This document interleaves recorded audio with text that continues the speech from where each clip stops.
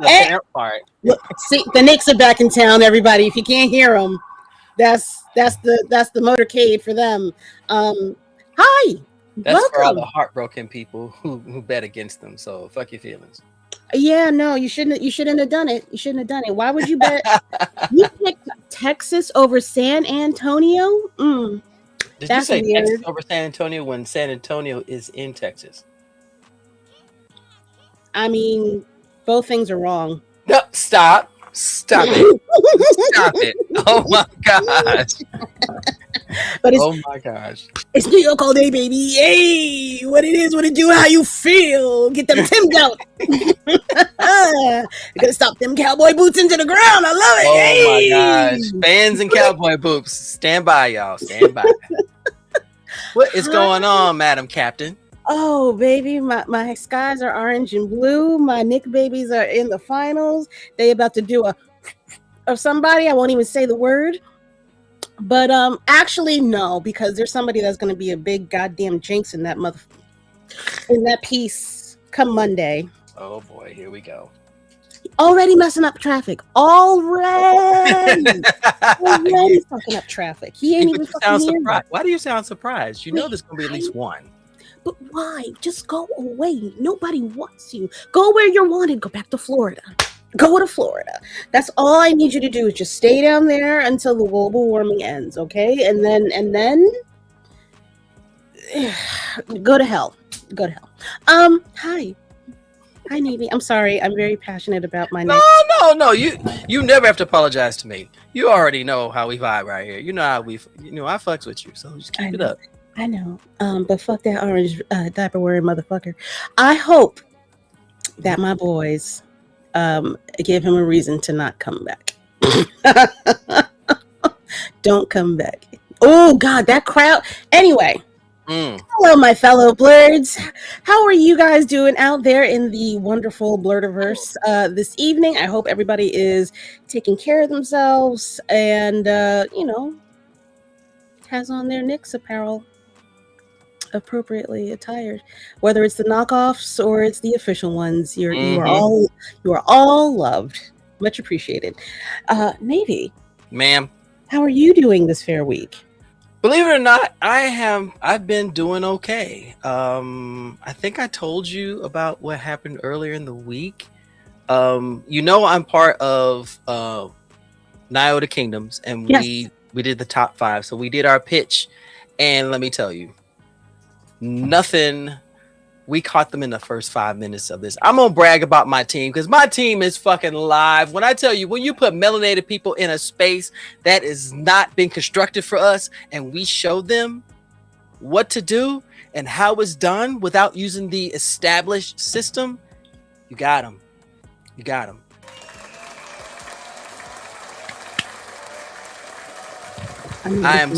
I am so proud of my team. Everybody came together. We had them transfixed the entire time. So much so that you could feel the emotion and feel the vibe. Shout out to Naomi Baines, the creator of Nyota Kingdoms, and everybody on the team, because we knocked it out of fucking ballpark. I don't know how it's going to end, but I will tell you this. They loved us. How could you not? You'd be surprised. Those of the Ultraviolet Collective but this is not them. they are not that. They vibe with that. Yes, ladies and gentlemen, I have coined that phrase, and if you don't like me, fuck your feelings. If you are part of the Ultraviolet Collective and you have a problem with us of the melanated royalty system, then guess what? That is your problem. It is. It is very expensive when y'all leave us out of things. You got to get squads. You got to figure out how to translate things into other things, even though you already had the recipe. All you had to do is hire the people in order to get your. Our favorite clothier is in the audience too. I know. Pardon me, I have to get it together. Je suis tigre, bonsoir, je t'aime chérie, tout de suite croissant. It's like every week I'm expecting you to throw another French word in there. I was like, I've never heard that word before. Okay. I can't think of too many other French. Escargot. Mais oui, bonsoir, au revoir. Ooh, pan au chocolat. There you go. We're coming up with some weird shit here. Because she got the bread and she chocolate. Pan au chocolat. She do. But definitely shout out to my team. Thank you, y'all. I don't care which way it goes. We won. The minute they picked us out of 74, we were top 5. Navy. We won. Navy, don't jinx yourself. No, this is called confidence, baby. Okay. Whichever way it goes. I get you. I'm not saying to not be confident, but don't just say, we got a good thing. We got a good thing. We got a great. You have a spectacular game that people need to know about. Fucking goddamn tacular. Kai, my brethren in all things Knicks. What it is, my guy? How are you? Love you. Thank you, Kai. Appreciate it, man. I see the Ultraviolet Collective, ladies and gentlemen. That is a bop right there. I started that last week. They said, "What the heck is a?" Oh, I went. You get it. You understand. Yeah, you got it. Yeah. Ultraviolet. Okay. Y'all know how I do. I'm trying to get into a regular routine around here. So you know what's coming up next if you've been here for the show the last couple of weeks. Bustin' Wall is wide open, baby. I need y'all to donate something to the room full of Blerds. We need to put a new coat of paint on these walls. We need to move some furniture around. We want to upgrade the TV a little bit. I already upgraded mine, so all the proceeds will be going to the community room. We need snacks. Yeah, we keep running out of M&Ms when we get guests. I know. And they always pick the red. What is it? The red ones. Nobody ever goes for the. No one ever goes for the green ones. Yeah, no. What's green? Green? Is she cool? I don't understand. She cool, but yeah, no. We need different snacks. Maybe we need we don't have to go full charcuterie board or anything like that. But you know how it is. So I don't know. I'm salami and Gouda. #. Maybe Oscar Mayer and Kraft. Okay, I'm fine with that. Okay, we can do that. So with that said, if you have it, I appreciate it. If you don't, still love, come on through. But if you can, please donate to buymeacoffee.com/RFOB. The money goes towards more comic books, speaking of which, we're coming to the second favorite part of the show. And here you go.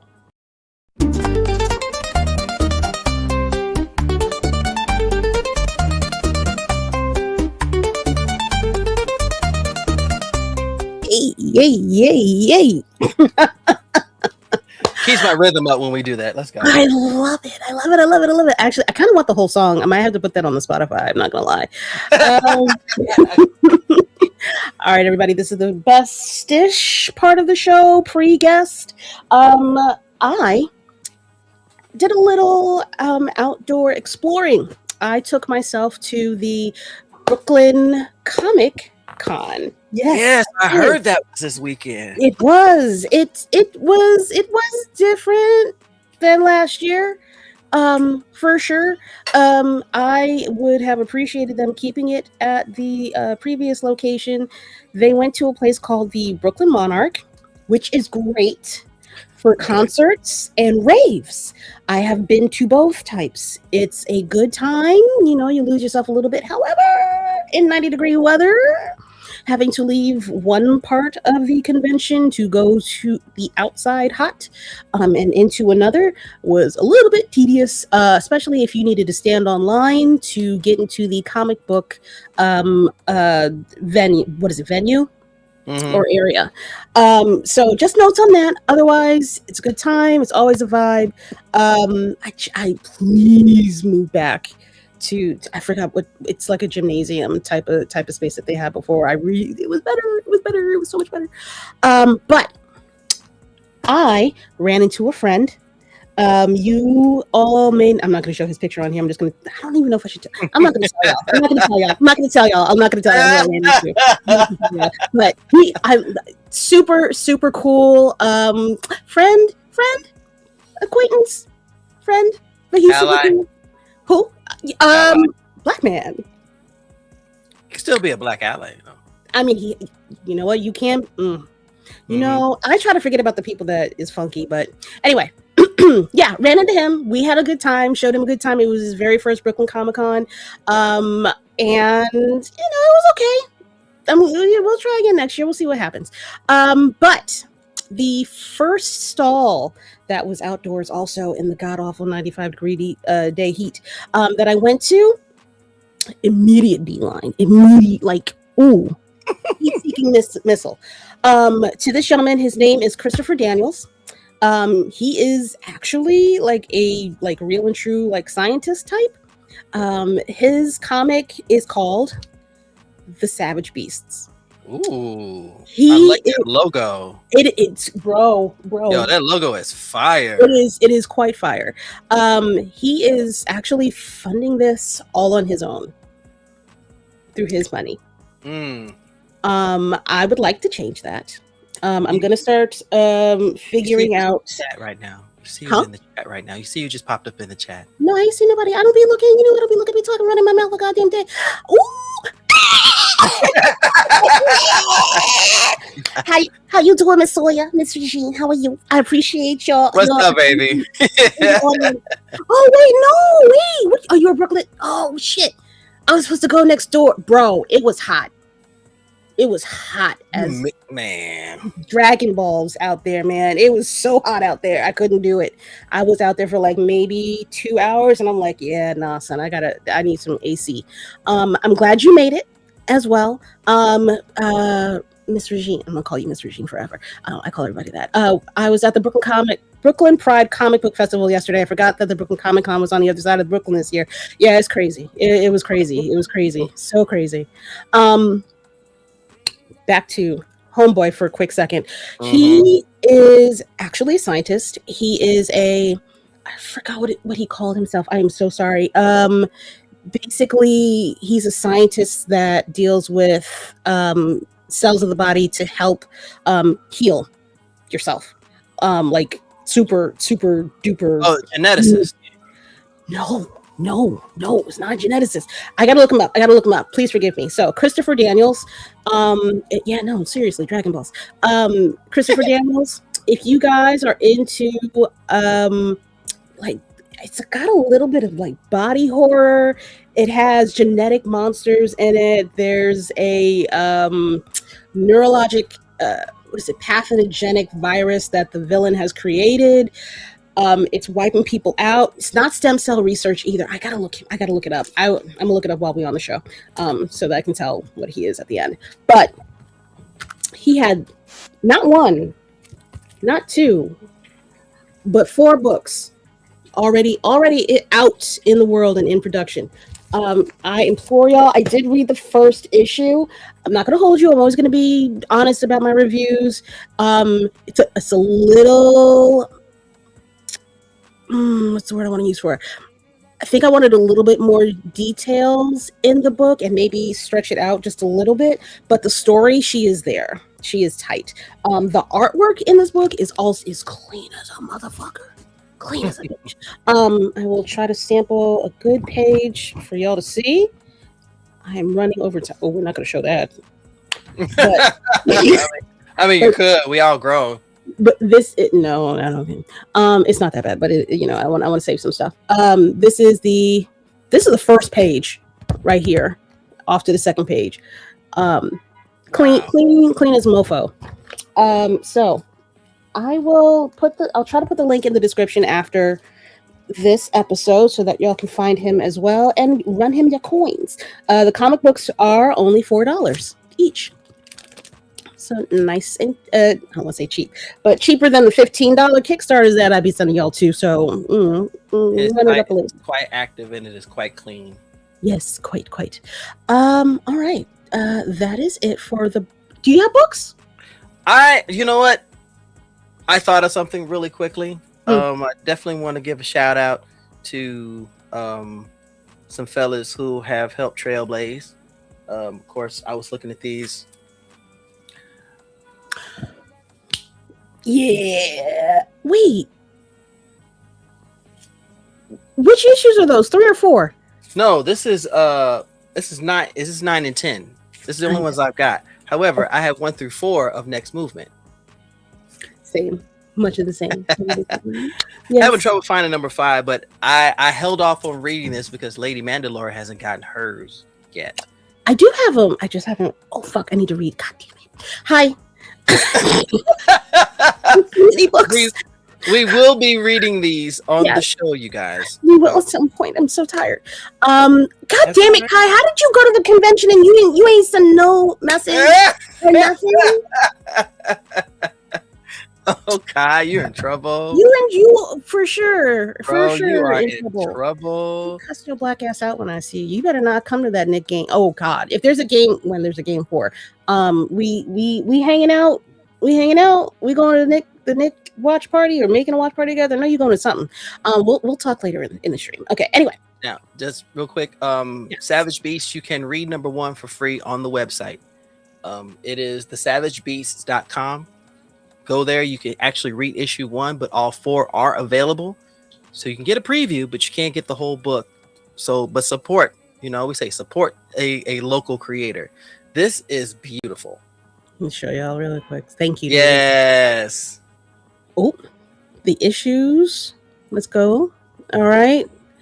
Go ahead, Navy. I'm so sorry. I didn't mean to cut you off. No, you're literally just. This is what it means, as Lady Mandalore constantly preaches. This is what it means to support Black independent comic creators. Not all of them are going to be affiliated with a company.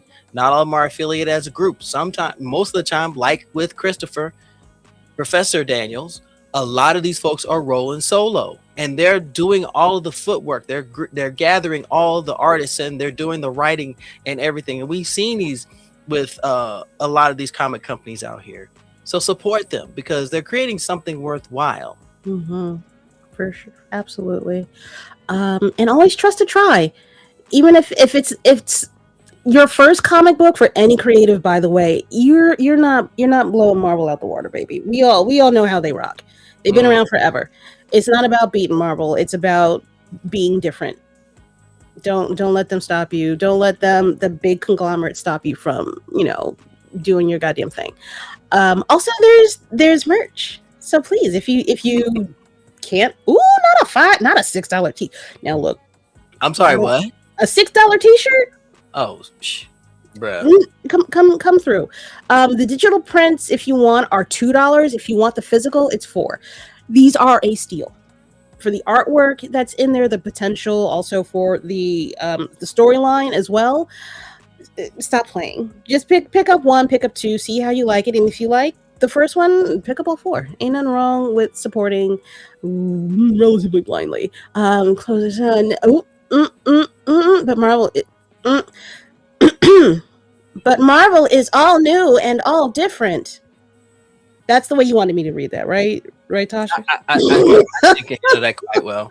I think they handled it quite well. It's all new and all different. Oh, yay. Hooray. All right. Ladies and gentlemen, I have gone way over time. I'm so sorry to our guests. I love y'all. I'm really sorry. I'm bringing you in now. Please get ready. Tonight's guest, they hail from... Why can't I find words? I apologize, y'all. If you are interested in blurred content and you like to read... That's you, correct? Yes. All right, please stay tuned for our next guests. They founded Blxxk Magazine in 2022. It's a community-supported nerd culture magazine, and they reciprocate that energy by uplifting indie creators. They drive the culture forward by showing just how expansive and inclusive the space is. Please welcome to the show, CEO, founder, and editor-in-chief Aran Lee, and the CCO, senior manga reviewer, and lead events coordinator, Tyanna Watts of Blxxk Magazine. Woo! Everybody come in! Yay! Wait! Whoa! Hold on! Whoa! Thank y'all so much for being here tonight. That's a lot of words. It was a lot of words. I be trying. I give Ty a new title like every other month. But I was literally, I'm dead listening. It was just like, you manga reviewer? Nigga, when's the last time I didn't need to change that. I needed to change that to senior something else. She gets a different senior role There's every no other day. point in her getting business cards, so you keep adding shit. There's no point. Every time she's gonna put another enter into that business card. Right. And for the longest time, he was like, yeah, you're the vice president, executive, chief, creative, and I'm just like, please stop adding on adjectives. I don't need any of that. Like, it costs me $1 per letter whenever I make up these new cards. Please stop. The text messages must be crazy. It's like, nigga, what are you doing? Send. It's obnoxious. Thank y'all for feeling for me, because this is what I've been putting up with. It's all love. It's all love, you know. Of course, he thinks you can handle it. But also, stop making her God's strongest warrior. Maybe a little bit. I said, form over her head. I am ending this. Okay, I'm out of here. Okay, that's it. I'm done. He's like, it was nice meeting you, and just zip off across the street. We're all gonna die. No. Lord, thank y'all again so much for coming on to the show. I'm gonna get straight into it. Can each of you, I'll start off with Aran, because you'd edit it in cheap, and you have a shorter title that I can repeat. Can you tell me about yourself? Like, how did you get started? This is a question I give to everybody. What is your Blerd origin story? What did you start off in? Comics, books, TV show, yada yada yada. Let's see, my origin story. I would say probably it was comics and cartoons. Like, I remember I'm bigger into, now I'm big into anime, but still cartoons a lot. But I started out watching older cartoons. Like it's older for me because I'm 28. So older for me. It was like the original original Spider-Man back that started in I want to say the 90s. That's that one, and then just going from there. And so I used to watch a lot of cartoons growing up, and read a lot of comics. My uncle was a big comics guy, and so almost over a decade now, he gave me like his whole box of comics. He said, yeah, I'm done collecting. So he gave me like 3 boxes, like full boxes of comics, and so I got to look through those, and yeah. Hey, it was beautiful. I was like, thank you. Thank you so much. Oh yes, it's like the chieftain passing the baton. Exactly. You've blessed me. It was amazing. And so that's kind of like where I started. I used to watch a lot of cartoons, and then I didn't really start watching anime and stuff until I saw the end of an episode of Cowboy Bebop on Adult Swim. And I was like, what is this? I said, come here, baby. I was like, what is this? And then, so at that point I started watching anime. So I never I started watching like more of the adult stuff. So I never I've still never finished to this day Naruto. So, and many other anime. And so, many other, but I've watched thousands of anime now to this case, and I'm like, we do a lot of movie reviews. I watch a lot of anime movies and animated movies and stuff.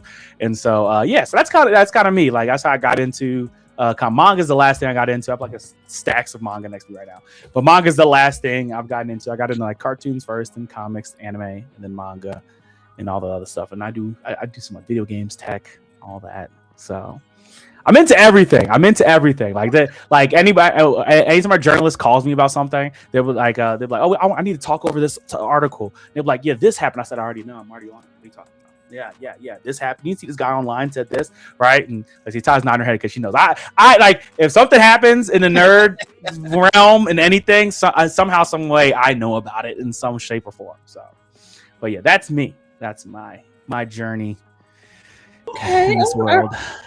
I respect that. Ooh, not unmuting myself by accident. Good God. All right.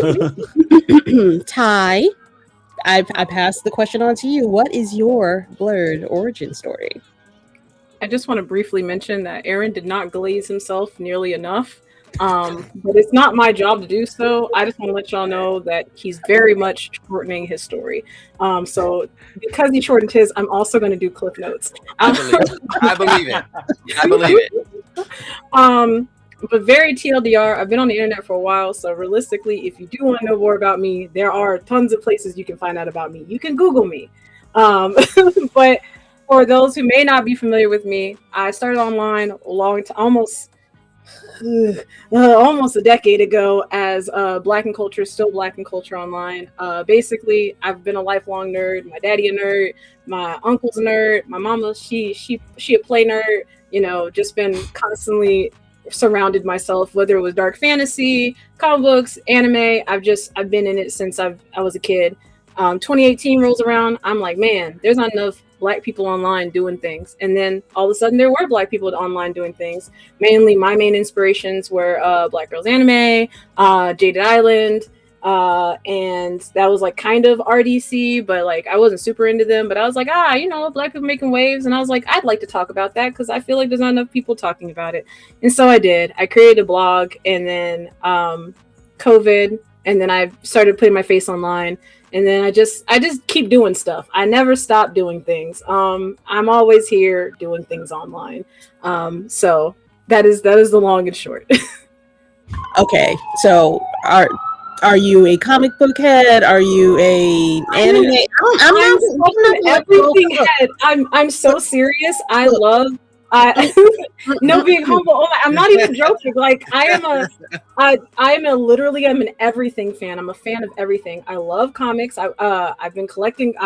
We talked about it earlier. I have actually my goal, and I finally hit it. My goal was to have 1,000 comics and manga and other books of media. And last year, I think at the start of last year, I just hit it. So I have in my personal collection, I have over 1,000 manga, comic books. Like I just collect everything. I collect figures, I collect DVDs, I collect I just love media. I absolutely adore media. I love Eastern media, I love Western media, cartoons.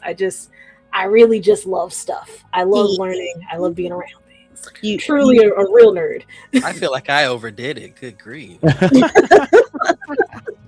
No, I'm literally trying to get like you. When I am closer to like my 70s and my 80s, and I'm winding down in life, I'm like, look at all this stuff. Look at all this stuff that I have. Grandbabies, come sit on my chair and let me tell you about. Hey, wait, no, don't look at me like that. Don't look at me. No, wait. Why should you do you like that, brother? Why should you do you like that, brother? She never say that. She never. But I just like that, brother.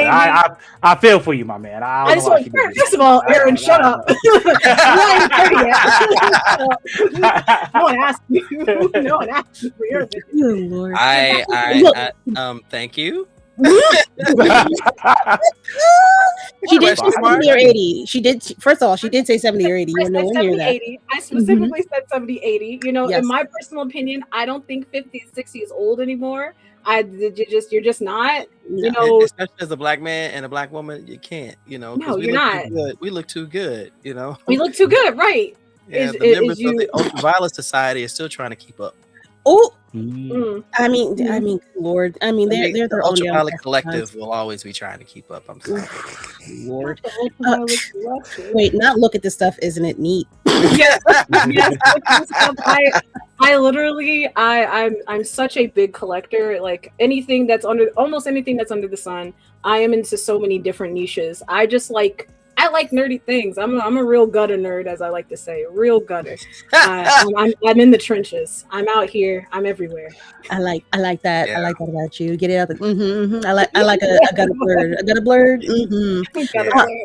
Let me see. Navy, do you have any questions for the gentle sir, gentle lady? What you mean? I'm actually gonna be now, Negro. Don't make me put you in the basement. Girl, I will burrow under this damn thing and I will come up like Ricochet Rabbit. Okay, don't do it. Y'all are amazing. And Ty, you know, I had a chance to see Aran again. I think I met Aran one time before. Energy, phenomenal dude, always passionate about what he's doing. Ty is genuinely passionate about it. Y'all have never been around Ty, let me tell you, you will catch all of that, the good vibes and the good energy and just the desire to just be a part of everything. Collectively, off Blxxk Magazine, first of all, chef's kiss to you. Thank you for doing it, y'all. Thank you for doing this. What has been the most rewarding part of the journey for creating this publication? Oh, that's more of a me question. So, Yeah. I guess I'll give a little context to everything, right? Like I made the magazine after I was doing a podcast with some friends back in 2019, right before the pandemic. So people can't say we made a podcast because of it. Thank Right, you. right before the pandemic. Probably about a year before. I was making videos on YouTube under the name Lost Homie. They're still up, and just video game videos. And I had a friend, and he listened to a lot of podcasts, and he was like, "Aaron, you got all the equipment. Like, let's just do it." And I had never listened to a podcast before. I wasn't a podcast guy. And then after that, I started listening to some podcasts and started, I believe in research. Started researching. I was like, okay, yeah, we can do this. So we were doing weekly pods mainly on anime, and we got a year into it. We added some friends in, and I was like, I want to do more with this because, as you when you get into this, you realize, we were both, we went to HBCU, both pro Black. We were like, man, we want to highlight some people. And so we started inviting people on. And so that's when we started collaborating with more podcasts, and we started having guests on like Zisha, me, we had them on back before they did their first Kickstarter. We had them on. We had and they run Cutting Edge and do what is their animated series called? What is their series called? Oh, Come on, Captain what is Zero? these? Cutting Edge, Captain Zero. We had Gabe Kunda on, and he's the voice for Rocklock. And Brandon Starchild. They're at the time they were making an anime. I don't know if they're still making it, but at the time they were working on making an anime, a Powerhouse. They were doing something with that, and so we just found so many cool Black creators doing fun stuff. And so around 2022, I was like, man, I feel like we're missing something. Like as you look through the media landscape for comics, manga, animation, all that for Black people, I felt like there was something missing. Right. Like besides us only getting talked about during, Black History Month, there's no media outlet that, in my opinion, had a conglomerate type of stake in it. Like there wasn't like a group of people talking about it in a sense outside of like a podcast, which is great. And I love all the podcasts that we have, but I'm like, man, I met we used to have talk shows, we had magazines, we had newspapers, we had this. There's no reason why we can't have more of a media presence. And when you look in the space for anime, because that's the main things I used to talk about. It was mainly white people and Asian people who were talking about it. And so I was like, why can't we talk about it? Right? Like we have a unique perspective. We have stuff to say. True. And so that's when I started building out the idea for the magazine. And I was like, man, and I was at home in Jersey, because I'm from Jersey, and there on my mom's in our guest room on the counter, there was a Jet magazine. And I was like, man, it'd be really cool if we had something like that, but for nerds, right? Something that we can collect, and it celebrated us. And it was about, not just the people that are doing the mainstream, the biggest stuff, but also the people that were putting in the work on the ground as well, because they're just as important. Like it's not one or the other, it's both. And so that's kind of when that started. And so when it got, I would say the most rewarding thing that I've done so far, because I'm gonna sound humble, is bring these amazing people together. I thank my writers and Ty, because she's more than just the writer, and the people that have chosen to work on this magazine. Every time we talk, I'm like, hey, this wouldn't exist without you guys, because I'm not a traditional journalist, none of those things, but these people have taken a leap of faith to believe in me and this idea, and I take that to heart. And so the fact that they're willing to go out of their way and travel across the country and sometimes the world to do this kind of stuff that we do for me. Like I said, they do it for themselves also, but for me, because they wouldn't be doing this if I didn't, ask them, is amazing. And so all our writers, Tyanna, Alima, I do this every time we do on pod. I shot him out anytime we do anything public. Cody's amazing. Love Cody. Shout out Cody, we love you. Miles is so enigmatic, and they have such great ideas. And just Ty, Jade, our social media manager. We just got Jadeja, our new artist, and I could keep going down the list. Yeah, Larry, I could keep going down the list of people who have just taken that leap of faith, and that's the most rewarding thing to me, that people have done that. I apologize, because I should have been showing this the whole time the show. It's funny, Bama the Blerd. We've actually been talking about bringing back Beauty of the Week. We kind of have our own take on it, if you are subscribed to our newsletter, which you can do so by going to our website, offblackmag.com. If you sign up for our newsletter, we release 2 newsletters every month. The first one is our general newsletter, which is just OBX monthly. And then in our second newsletter, which is OBX The Radar, that actually is where we do community features. That is actually my baby. So every month I've been kind of expanding it and growing on it. So also, there's a place for you to submit. So if there's enough people who want to be beauties of the week, they want to be featured, you can also go to our Instagram, and in our little breakdown where you can go to the links, we got a sign up sheet where you can tell us about any comics, manga. You got a cool room. You think you're a fashionista, all that stuff. We kind of promote it there. I think I locked in. I think I did. Yeah, you did. You could. I think you knocked it out of the You have to go ballpark. to the Instagram because I don't have it on the website yet. So you have to go to the Instagram. I think you nailed it. Yes, absolutely. You got it. Bravo, Fred. Bravo. Very, very briefly, I will say, while I was not a part of the founding of Off Black, I think for me, what's a very rewarding aspect of working with Off Black is just how quickly we've been able to and that I take full accountability, how quickly we've been able to evolve Off Black from kind of just a place where we just do articles and we just talk about the community to actively impacting the community. That is a really big part of my ethos before I even joined Off Black. And it kind of was just like a match made in heaven where me and Aran linked, and he had ideas for doing events and things of that nature. I already had the skill of doing some event management and community connecting, because that's just kind of what I've been doing out in the space for a while. And to actually, y'all are probably very familiar that being in the community as long as I have been in there, I have worked with just about every kind of person within this community. And oftentimes, as much as I love my community, it can be really difficult for people to make a time commitment and a true personal commitment. No, right? A true personal commitment to a vision, even if they say that they're dedicated and oh yeah, girl, of course I want.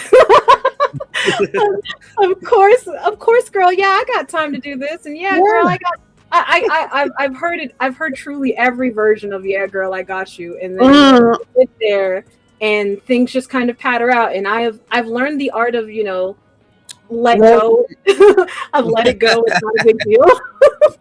But it's been very refreshing. Not just for Aran, but working with a team that is genuinely for all intents and purposes, is genuinely dedicated to the vision.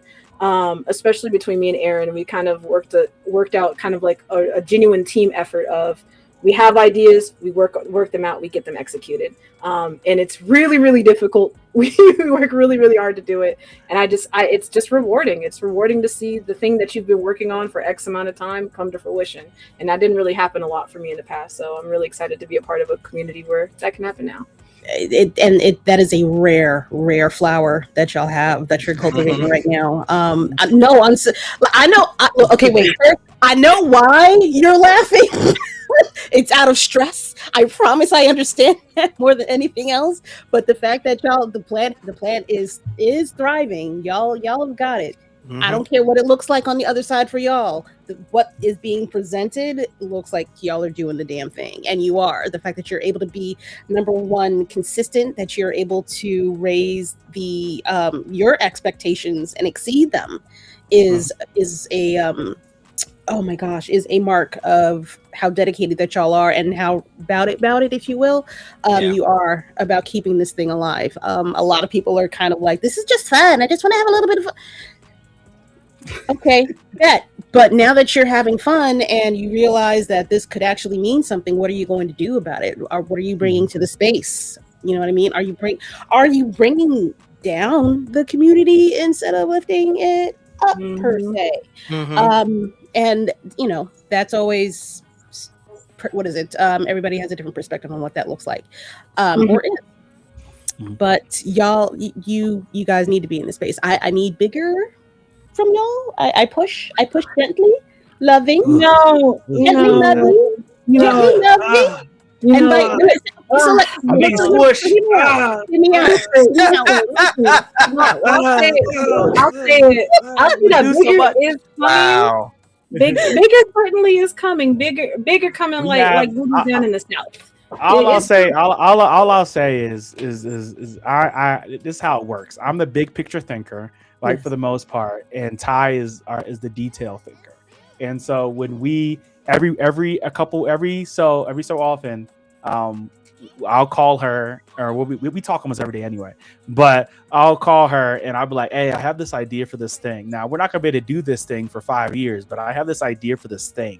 And then we'll sit there and I'll talk about it and we'll workshop an idea for a thing and we'll be like, you know what, we'll do this later. Right. So we have a multitude of ideas and passions within this that we want to come up with. And even so, what, like you're talking about ink and panels, this is nowhere near the final form that we have imagined for ink and panels. This is nowhere near it. This is we are literally like, we're not even in the toddler stage. We're still in the, you know, you got to wake up and heat the milk up at night, you know, like it's not like,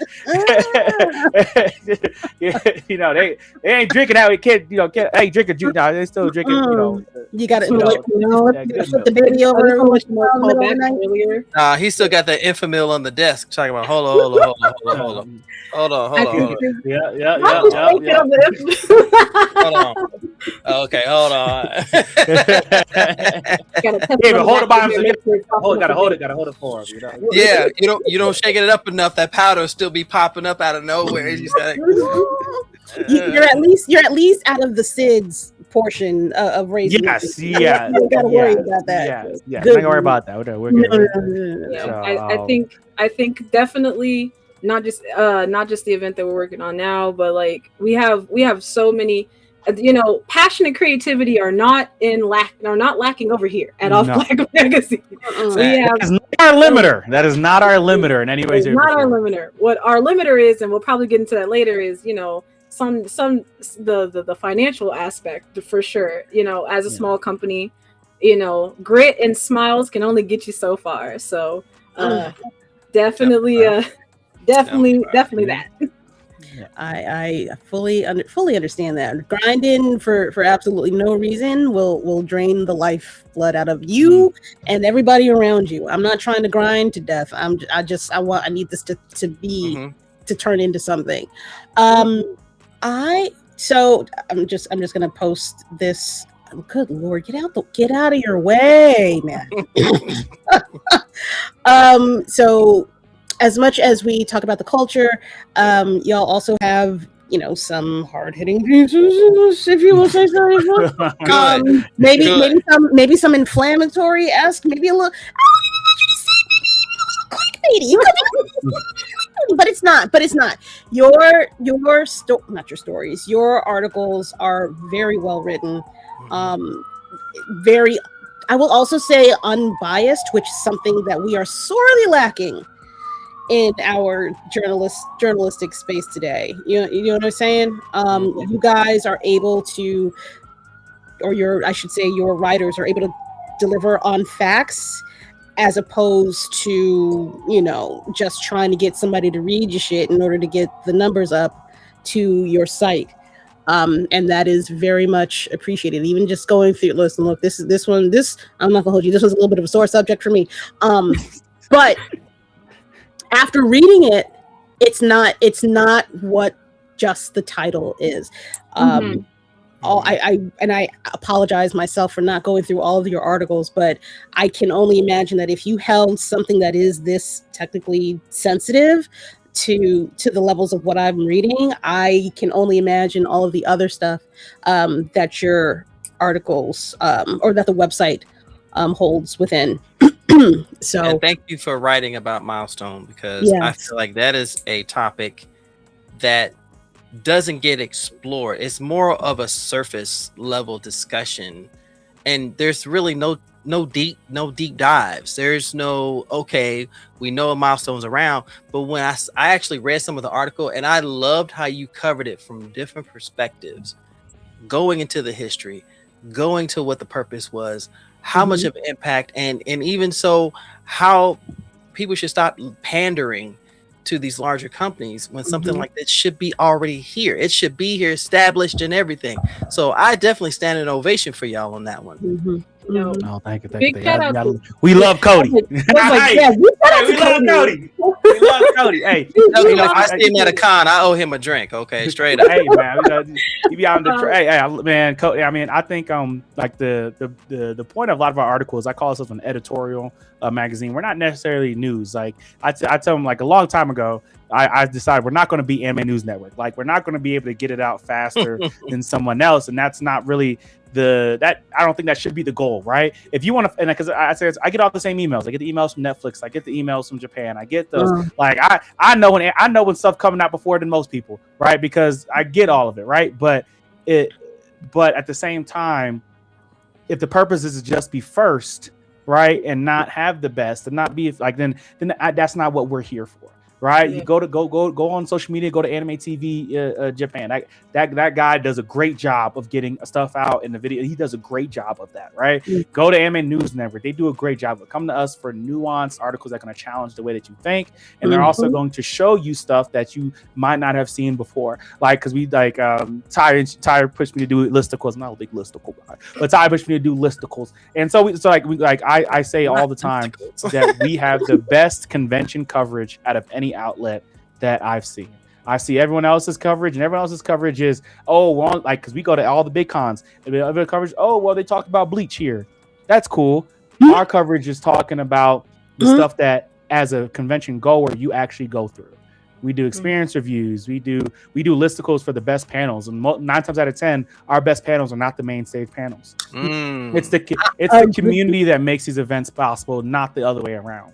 And so it's important that we stay community first in a lot of stuff that we do. And so we write articles like that one, like about DC and discrimination comics, is that well deserved or not? It's an important conversation to have, especially because everyone else is afraid to have it. So it's something that we need to talk about. And if somebody has a problem with that, they have a problem with that. But we're still going to tell our truth. Absolutely. I would go ahead. I'm sorry, honey. No. Oh, okay. Go ahead, coming up for the writing side of it, because I joined Off Black as a writer first. In the past, I'd done press on my own, so I'm very familiar with what it takes to do convention press, and I think that's one of the things I love about Off Black is that we there is this comprehensiveness that comes with press. In fact, so much comprehensiveness that when I integrated into Off Black, I was like, this feels like home, which was good. But on the other side, the other articles that are done, such as the editorials, and of course the listicles that I did push, when it comes down to those articles, one of my favorite things is I like being able to be honest and not being afraid to be honest. I think good call out, Melanin Minds, on the panel that we did. We did a journalism panel at MomoCon this year called Journalism and Nerd Culture, and really honing in on a question that came up was, why aren't there more investigative journalists in this particular space, or why is there not more journalists in this particular space? And the answer to that that I gave there was mostly is because real journalism, getting down to the truth, being transparent, actually getting the community connect with the material that exists out there to get to those problems, requires people to take a large sacrifice. And I won't get into it, but those sacrifices are real. I've experienced them already. People do not like hearing the truth. People do not like being challenged.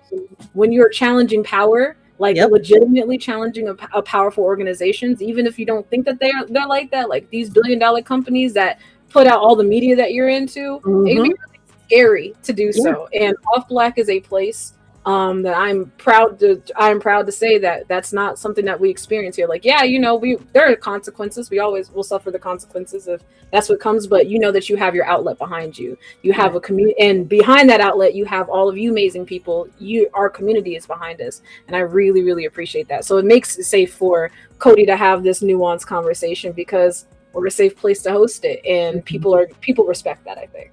I was gonna say before you started, I would label y'all as investigative journalism. I wouldn't give y'all I don't want to call it simply, but I wouldn't solely say an editorial magazine, because y'all do the work. You go deeper into the conversation. You what's the word I'm looking for? Y'all investigate shit. Mhm. You know what I mean? You're not going off of feelings alone. You ask the question, but then you go and seek out the answer. And if you can't figure out the answer, you'll point out, I don't know what the fucking answer is. Somebody, why don't we have the answer for this? And that is the type of news that I appreciate. That I've sorely been missing out of my this fucking disaster we're currently in. Here we Regine just asked a question too. Let me see when it pops up, because it takes yours comes up faster than mine does. I saw one question asking what shows we're going to this year. Yeah. We did BlurCon, and we done Momo already, and that we did videos for Blurred. We still have one that we have to get out, and for Momo we have some, but this event comes first, so we have to finish this event first before we focus on that. Our coverage for those will come out probably by should be done by end of June, mid-July. End of June, mid-July. Todd's in charge of writing those. That's why. So Todd's in charge of writing those. Maybe. Oh Lord, that was the worst ping pong game I ever saw. The next one, I don't know, bro. We'll see. Lots of going on.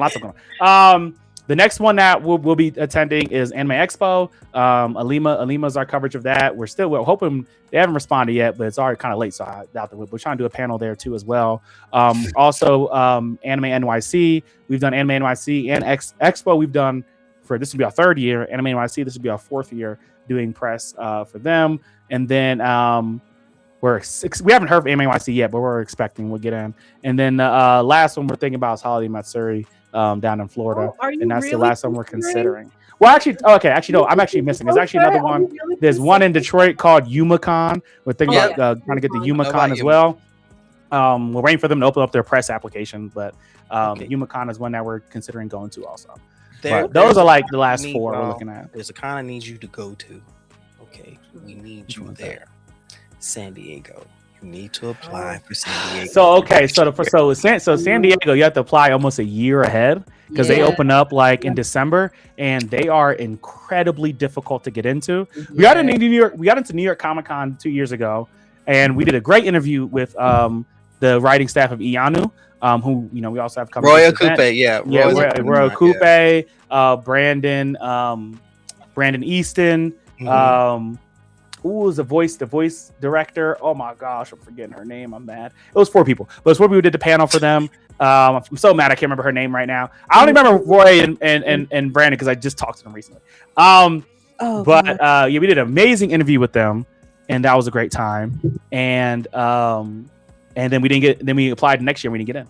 So it's the Comic Cons in New York's and the San Diego's are really hard to get into. Let me tell New York. I have nothing to lose. New York Comic Con be on some fucking bullshit. I'm not gonna hold you on some real shit. I don't give a fuck no more. I have been there several times. There are people that have. You know what? Let me stop before I get myself in trouble. People and their children. Suffice to say, New York Comic Con be picking and choosing who they consider press. Versus who they consider to be content creators. And the fact that they even made that distinction when it's all news and all promo, no matter what they're doing, I understand the difference between a major press outlet and the rest of the people that comes through there.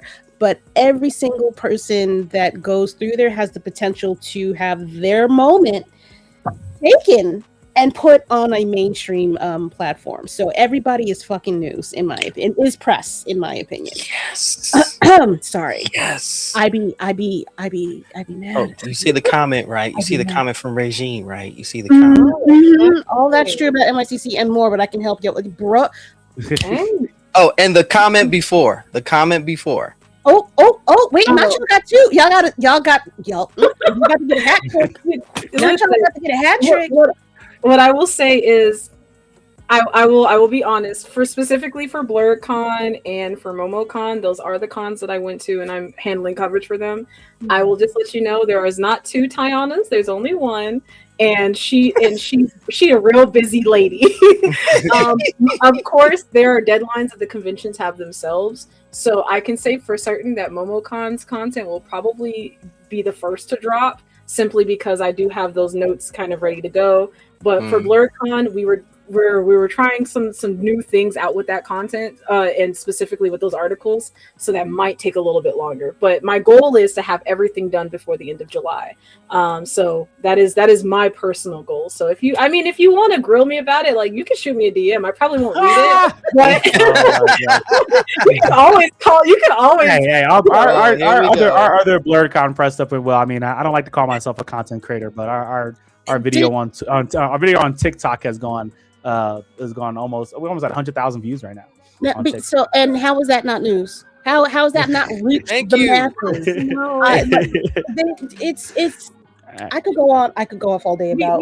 We actually have been wanting to host. That's actually an article that has been in the talks between me and Aran, is like talking about the difference between what does it mean to be press and what does it mean to be a content creator. So I think there's definitely a conversation to be had about the difference. I have already said publicly on somebody, I think it was talking about Blerdcast, he interviewed me and asked me about my opinion. So as somebody who's both a content creator and a journalist, I think there's a difference. I think that there's a difference. There is. I think there is a difference. I think this is my opinion. I think one can be used as a hype machine, and one can be used as investigative, as somebody that is here to show you the inner workings or the details or the exclusives of that particular con, and disseminate that information to them. But it's all news, baby. It's all hype machine.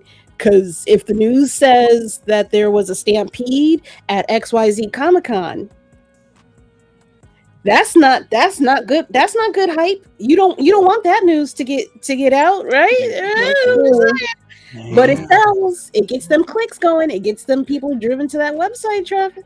Anyway, there is a difference. There is a difference, but I think it depends on your press is a hard line for a lot of things. So we talked about that. We talked about during our panel. Press has to juggle, and that's it with content creators also. I mean, it really it's a. And I'll try to say it simply, like from what we've witnessed and and we talk to people, content creators are invited specifically for the content they provide. If you do manga reviews and they bring you in, they're expecting you to go talk to all the manga people and make a video about manga. Right. While when you're like a website or something like a press machine or something like that, and I would actually put, when I talk about magazines, I would put podcasts in that same realm, because to me that's to say it's a similar idea. Is that they're looking for you to look at the situation more holistically. They want you to take in their bigger events and stuff like that and all that. While if you're a content creator that mainly does animation and you come and talk about comics, they'll be fine about it, but they're your videos with animation get more views. So why are you not talking to the animation people?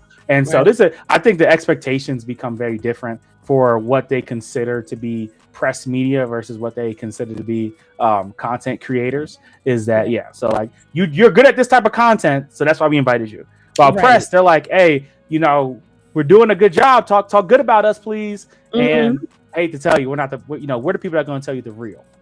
I'm not going to tell you the good. We're going to tell you the good, the bad, and sometimes the ugly, but sometimes it's not that ugly. Sometimes it's pretty, Sometimes it's not that ugly, So we've had, I'll say this, our experience reviews are very comprehensive and I love them. And I think our journalists do a great job in writing them. And I'll say that 99% of the conventions that we write them for invite us back.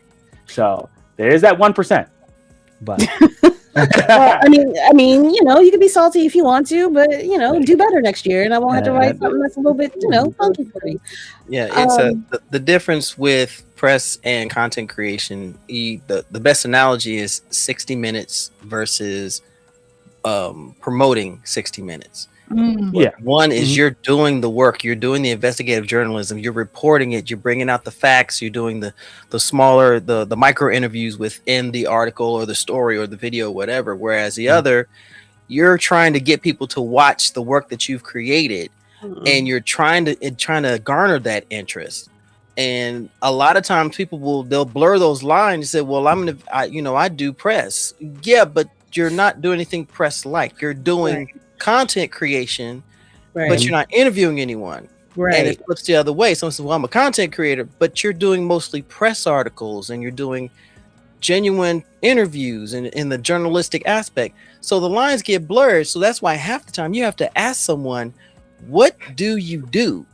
Once I know what you do, then I can say, okay, you're this or you're this. Tafari, I want to challenge. I was like, yeah. Real quick, I want to challenge Tafari on that real quick. He said, and please come to interviews on time or let us know if you're not. I'm gonna challenge conventions. Thank you. I'm gonna challenge conventions to let their guests know that they have interviews. So that's and we've been to a couple conventions where I will also say for Tafari, I agree. Again, my personal opinions on content versus press is kind of along the lines of I wouldn't say one comes with less expectations. It's just everyone has different markers for integrity. So for a content creator, as when I am Black in culture, people look to me with a certain level, think I have a certain level of integrity because I put out a certain level of integrity. That's not necessarily something that I have to do as a content creator. I don't have to be very integral. I don't have to do my research. I don't have to do a both sides and play devil's advocate. None of those things I have to do. The only thing I have to do is look at the camera, look pretty, and smile. Rack up as many views as possible. And when I'm getting invited as a content creator, it's not just necessarily the content that I'm being invited for. I'm also being invited because of my general influence. I don't necessarily enjoy being called an influencer, but ultimately, what is a content creator but an influencer? And every time I think I'm not a quote unquote influencer, someone tells me, "Oh my God, I read this book because you recommended it." Yeah, and that is in the influence. That is the realm. Yeah, right. So that's just the nature of doing the job. It doesn't necessarily mean that you are a bad person or you're a bad content creator if you are an influencer. That's just kind of the nature of it. But that being said, the expectations and the level of integrity that I have to provide as a content creator are not the same levels of integrity and thoroughness that I have to provide as a journalist. When I'm doing my pieces for Off Black, I have a couple of pieces that I'm working on right now. They require, for me personally, months worth of research. I am not just like pulling a couple Wikipedia pages or looking at the Wayback Machine once or twice. I'm going through and I'm reading.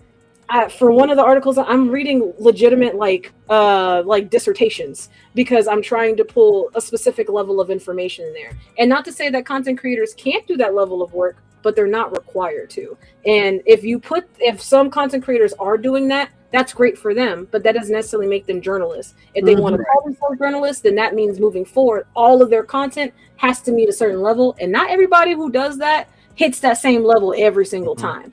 And so, I definitely think that there's some here and there, especially when it comes down to like the way the media works for journalism, because as a website, we have some metrics that we have to make sure that we're maintaining. We have things that we have to make sure we're getting our clicks and views. But ultimately, like I said to Blerdcast, nobody has to know my name as a journalist. I don't need anybody to know who Tyanna Watts is. Realistically, I put out my article. As long as it's sound, as long as it makes sense, as long as you get the point and you are informed, that's it. But I want you to know who I am as Black in culture. I'm putting my content out there because I need you to know who I am, because that's where the bags is. The bags is me. So those are the difference between the two. I agree, and I want to apologize because I think I accidentally lumped y'all together with how I phrased everything. That is not my intention. No. I don't think there's that's me auto-correcting in my brain after I spit shit out. Sometimes I fuck up and I say things that I don't, it doesn't translate well. No. Shut the fuck up. No. I think that see, just that quick. I don't intend to hurt his feelings. It's just a reflex, and I don't know how to just stop myself. I'm so used to it. I love you. I think I would prefer if conventions use the term journalists or journalism versus press. Press you can put on, that is a massive umbrella in my head. If you want to put journalist versus press, I think that would actually go a longer way, because that gives you so much more, that puts you more in a box, in a professionalism box, versus, you know, saying, all right, we just go do what you got to do, whether you have integrity or not, just, you know, go out there and do some shit. Yeah, that's true. And I think it's actually funny that you say that, because Tafari also said, like, people take free badges and just run with them. I mean, oh yeah. Well, all I will say is that ultimately, and this is probably on the purpose for the cons don't really care whether you're a journalist or a content creator. That's why they kind of invite a whole bunch of people, and they just all give them the same press badge, and they give you a badge ribbon to indicate what you do. They don't really super care about those distinctions, because ultimately for them, they just want people to know about the convention. And please, you know, stroke us off, do tricks on it. Please talk about how amazing we are and how you. I'm so sorry. Spend your tax return on our tickets. Listen, look, wait. I'm gonna save you a little bit. If there were more women run conventions, you wouldn't have to be bothered about that term.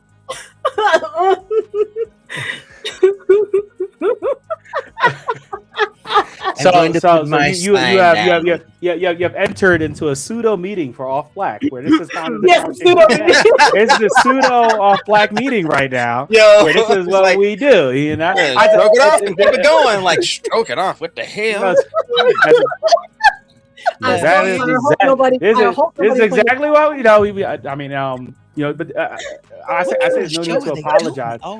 I say there's no need to apologize, because this is what we do. The goal is to have conversation. Like, we don't write in a vacuum. We write for a community, and so the goal is to have conversation. That's why I leave the comments on everything we do. I leave the comments on, because I want people to talk. The idea is for you to talk, whether you agree, you disagree, you like, you dislike, you hate, you love, whatever it is. You know, we want to hear it, because the goal is to stoke conversation, because we don't talk about stuff enough. You know, we don't talk about stuff, and we need to talk about it. And it feels like a lot of people act like a lot of stuff is just, you know, passe. You know, comics are just for fun, and to a degree they really are, but they can say a lot.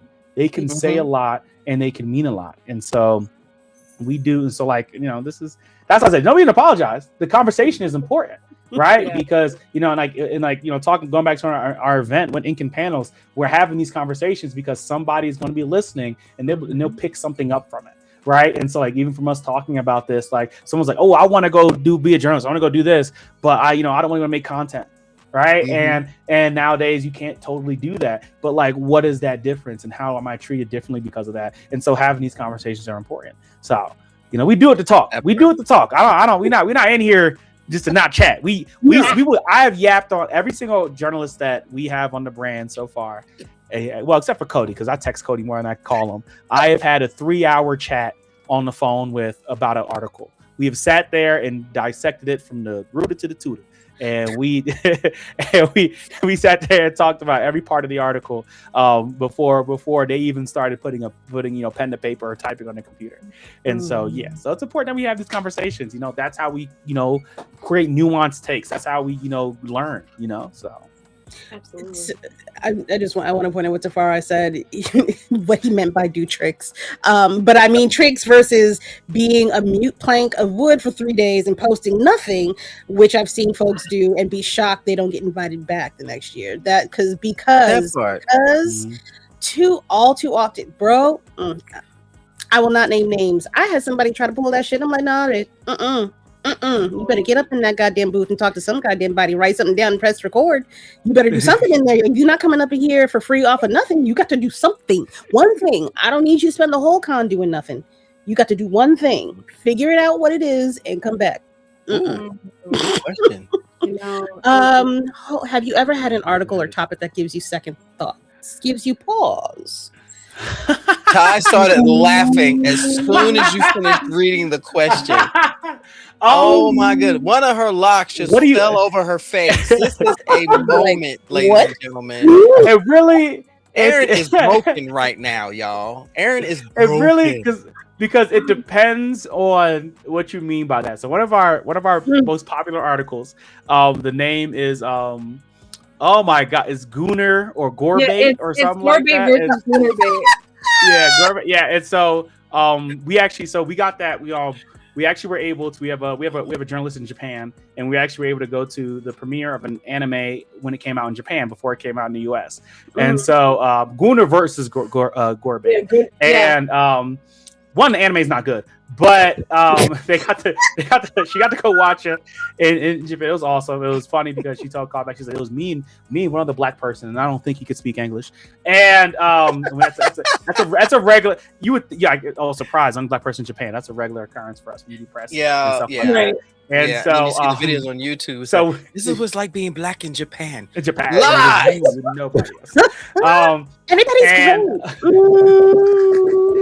it is. Good and the bad.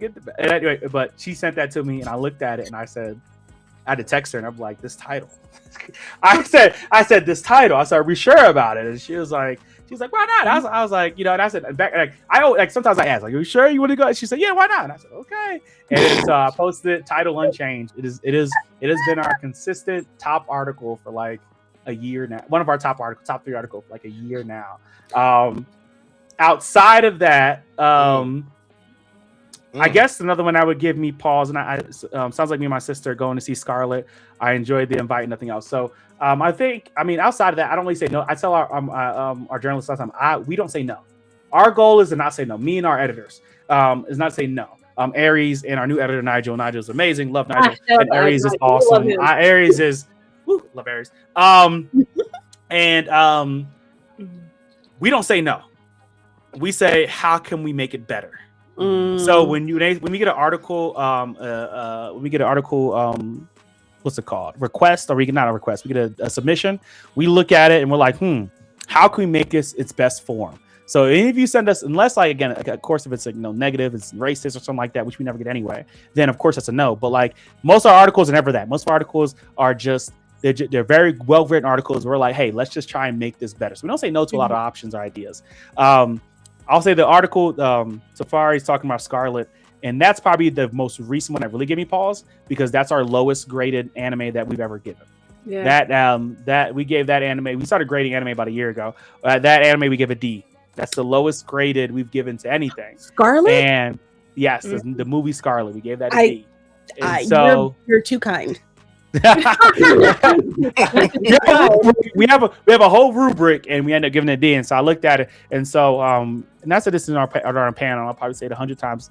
As a journalist organization, you juggle this thing where it's access. You juggle access versus like kind of like the truth, like telling the truth, right? Mm-hmm. If you want access, you might tell less of the truth, right? If you don't care too much about access, then you'll tell more of the truth, right? And so there's like that juggle. And so I don't care much about access too much. I care more about truth. And so when we wrote it and I scored it, I always send a message out. Hey, this is the score. Do you agree with this? Like, do you think this is really a D? And Alima, who wrote it, she messaged back, yes. And I said, post. Enter, post. And so I posted it. And so that was the one, that's most recently the one that kind of gave me pause, where I was like, it's just like that thing where it's like, I don't want, like, the part of the back of my mind was like, I don't want this to affect us getting a chance to going to movie premieres and doing other stuff. But then I also realized that, at the end of the day, you look it up and IMDb gave it a 4. So like, you mad at me, but like IMDb gave it like a 4 or 5, so I'm like, yeah. Like I said, it is not rated well. It is not rated well. It is not rated well. So that's like the most recent one. And that's as being a small news outlet, or media outlet, you think about those things more than someone like IGN or bigger ones where they give something bad rating. They're like, we'll still go to Game Code next week. But for us, it's like we make one mistake and you could be blacklisted, which is blackballed, which is a very real fear for a small organization. Yeah, I tried to impress this upon folks in another group that I don't think they understood. If y'all, I basically said, if y'all better make sure that you have what you're willing to give up when you come in here, because you're going to lose something, and you better make sure that what you lose is worth it. If it's not worth it, go about your lives, do your best thing on your own. But if the thing that you're not willing to die for ends up being the thing that you need to throw out, you got to be at peace with that. They always come back. They always come back. Because if it's you're not talking about them, you're going to be talking. You know what? You're going to be talking about somebody else. I'm going on too long. I really want to get to your brand new 2-year-old baby. That is ink and panels. You guys have had. You know what? First of all, let me bring this part up. Hold on. I'm sorry. I've got so many bleeding links. Truly in its terrible twos. No. Thriving, living. No. Thriving, but the terrible twos. We did it. We did so much this year, and I'm very happy. Y'all got people. Y'all got people in this. We're ambitious. I'm ambitious. Seriously, want to be like y'all when I grow up. I mean, seriously. I have hosted. I've hosted a myriad of events during my tenure as an event coordinator on the low. Some of them y'all don't know about, and that's okay. Y'all don't need to know. Ooh. I want contact. Wait! I'm a content creator. I need you to throw. I will say I delete very few things off of my Instagram. So if you ever want to go Instagram surfing, I got stuff on there from the stuff I've done in the past. But I would say in regards to ink and panels, I've hosted similar. I hosted one similar event 2 years in a row. It started off where if y'all remember Concrete Comics, I hosted their KWay weekend. For 2 years, and that kind of I was like, man, this is really cool. And there's other virtual events that exist, such as we're familiar with Virtuous Con, and I'm trying to. I think there's shout out to Virtuous Con, of course, and then a newer event that came out this year that kind of takes the same virtual platform, Black Girls Book Fair. Shout out Black Girl Book Fair. Shout out Black Girl Book Fair. I love a good virtual event. Virtual events are accessible. They are often free, which we love, or very low in cost because you're not having to travel to it. And I don't know, as a true internet trash goblin, I enjoy just sitting on the computer for hours listening to people gab at me. It's very, very fun. You don't say. So, when I joined Off Black, I joined as a journalist, and Aran had mentioned, he was like, one in our first official meeting, he's like, one of the things I'd really like to do is host events. And I was like, oh, I actually think that's something I can help you with. I've hosted plenty of events before. I think I can really refine this. And then, normally, like I said earlier, you say a thing and people are like, oh yeah, sure. And they kind of ditch it. And then he was like, yeah, so about that event. And then he started giving me details about what he wanted to do. And I was like, slow down, Savannah. What are you talking about here?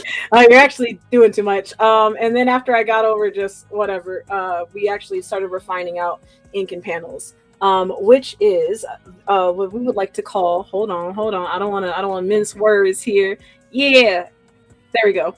Because I mix things up. So ink and panels is an online webinar bringing some of your favorite artists, writers, animators, indie publishers, and more to help you get into comics, manga, animation business. Last year was our first year we did it, and it was just comics and manga. We had around 13 of them. So most of them were like our homies in the space. We had Lloyd and Natasha Jones from Midnight Comics. We had Lonzo Starr from Concrete Comics.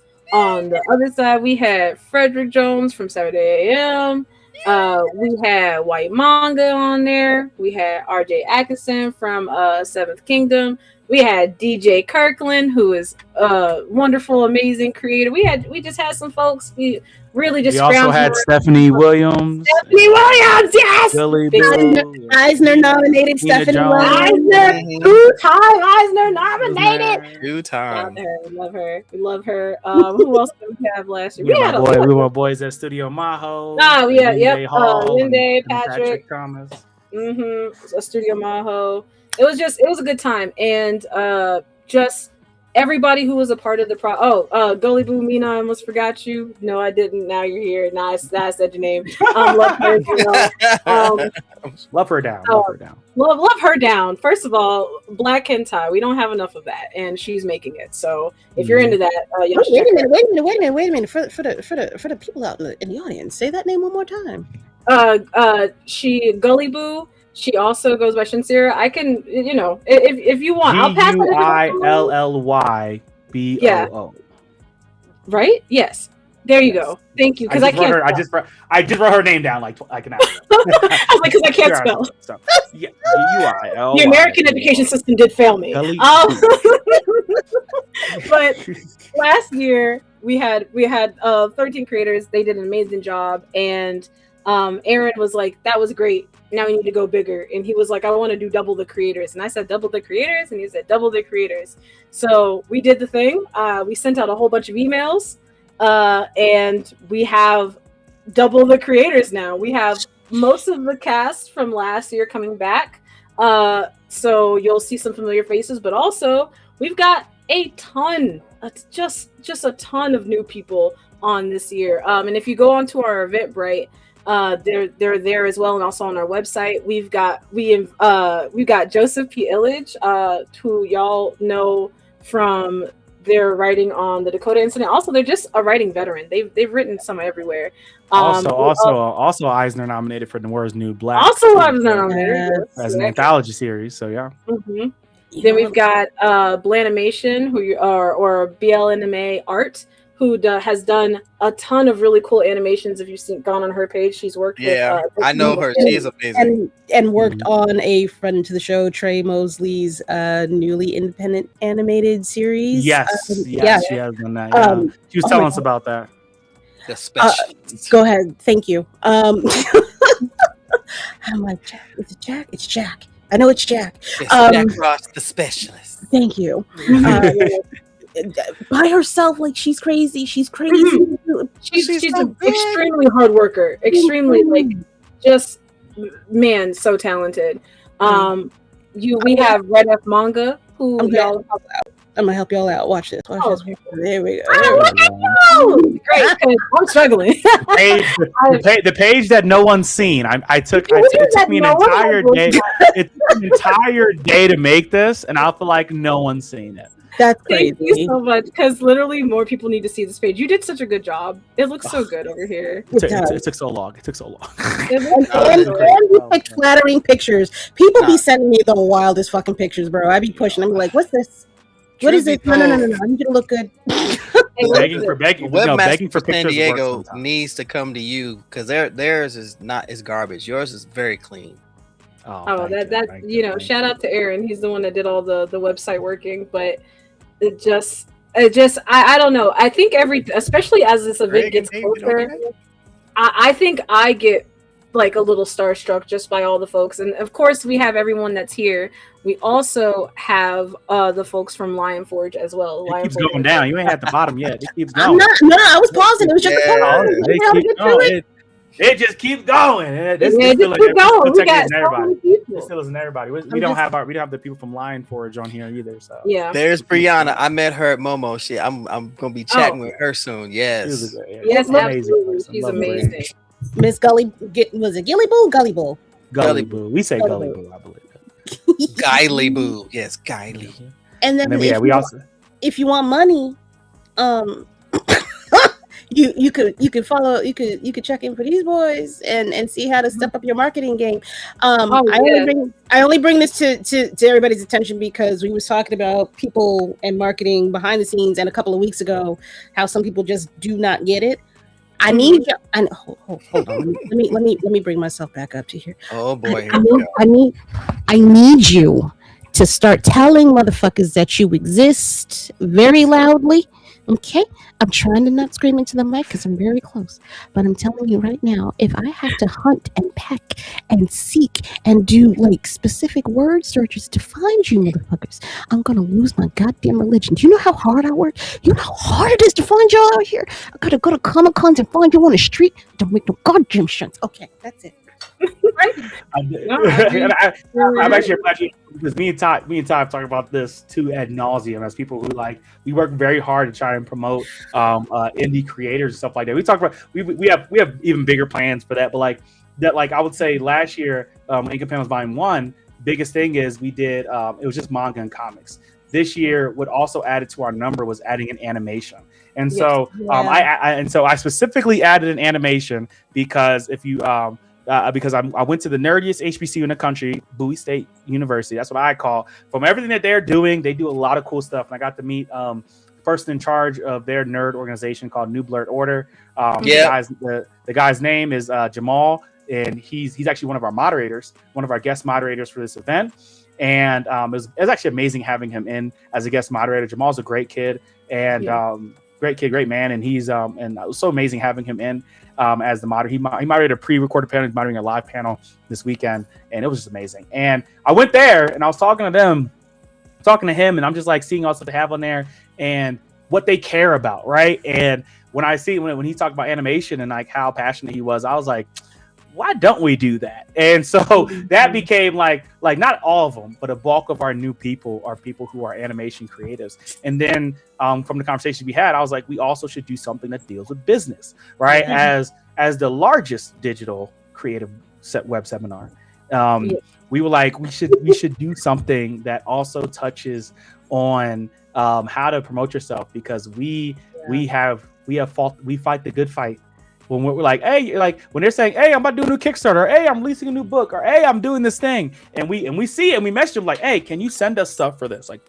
Please, God, please. This is our job. Our job is to promote you. Please send us stuff, please.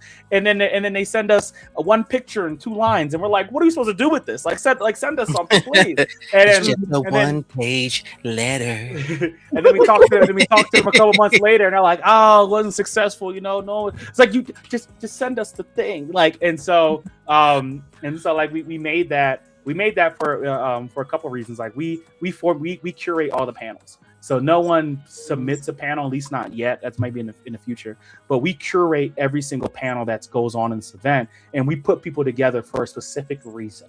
Right. Mm-hmm. The idea is that I think a lot about Issa Rae said we need a peer-to-peer marketing, right? Everyone's always trying to go that next step up, but we try to go peer-to-peer. And so we put people in rooms, not only so the viewer gains something from it, but so the panelist does. And there's already been a lot of beautiful moments to our pre-recorded panels where we were able to sit back and just the panelists talk to each other oh yeah, I seen your stuff. I just looked you up. Oh my gosh, this stuff is cool. Your stuff is cool. Your stuff is, you know what? I'm gonna follow you. We need to talk to each other. We need to reach out. We had a very fun discussion, which we literally cannot talk about. Well, actually, no. Ty, were you there for that one? What? I don't think you were there for that one. So many. No, I don't think you were there. It was the one with Steph, Greg, AJ. And I wasn't. No, you weren't there.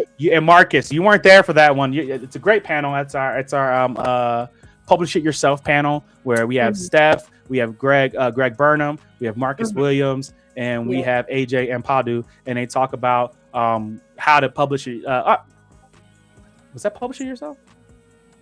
Yes. No. Yeah, so you got way too many words in your brain right now. I have to check. I try to remember. But anyway, something happened in that panel that was magical afterwards. And I cannot talk about it because I'm sworn to secrecy.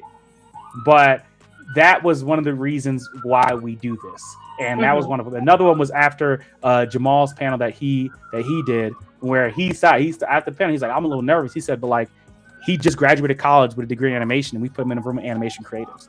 And he's like, hey, he's like, talking to y'all, that helped me figure out what I want to do with the next step of my career in animation. Can I follow y'all? Can I talk to y'all? Can I reach out to y'all? And that creates that community, right? And that's how you do it. Community isn't made by accident.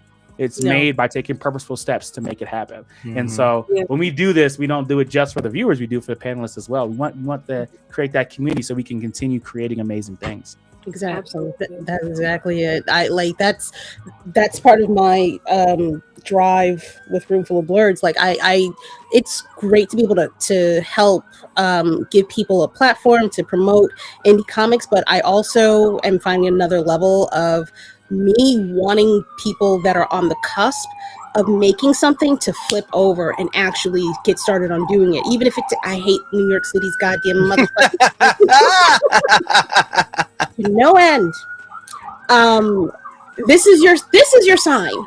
I really want more people to be out here thinking that it's possible. Not even asking why. If there's like even like this little ember of, damn, I have a really good idea, I'd love to see that on paper, do it. Do an outline, do like just little bullet points or something, put it up on your wall, and just hold on to it. You don't know what it's going to turn into. Maybe you'll inspire somebody else. Maybe you do have to pass it along to somebody, but you don't know how that idea can come to life. That is true. Go ahead. I'm so sorry. Oh no, you're fine. I think exactly that. I mean, even this event that we've created, you know, I think a lot of people see what we do and are enamored, and you should be. It's amazing, and you should be. But on that same vein, like I like I said earlier, like I still get genuinely like starstruck and enamored with the not just the quality of creators that we've brought on, but just like how willing they are to share this information. So much of like the information that these folks have, because a lot of the people at Ink and Panels are Black and brown, predominantly Black creators, but we have a few brown creators as well and folks outside of that. But you know, a lot of our creators are marginalized in different ways, and you know, even I think the thing that was most humbling was talking to all these creators and realizing a lot of these creators have done amazing stuff, and even still they're still having to grind. And they're still having to put in the work, and they're still having to really market themselves, even though they've done all these amazing things. And I think it's a way for us to bring all these people together. One, it helps, like I said, accessibility is really important to us, both myself and Aran with this event, really making sure that people have access to this information. Because you could go to most of these creators have gone to conventions and hosted panels at conventions in a similar vein. Heck, most of them were at MomoCon. We were just at doing the same kind of panels. Difference is that MomoCon badge is going to cost you $100 some odd dollars plus accommodations if you don't come live in Atlanta. If you want to go to New York Comic Con, that's going to cost you some bread. San Diego Comic Con, that's going to cost you some bread. Even some of these, you know, Afro animation event that's happening, like it deserves to exist.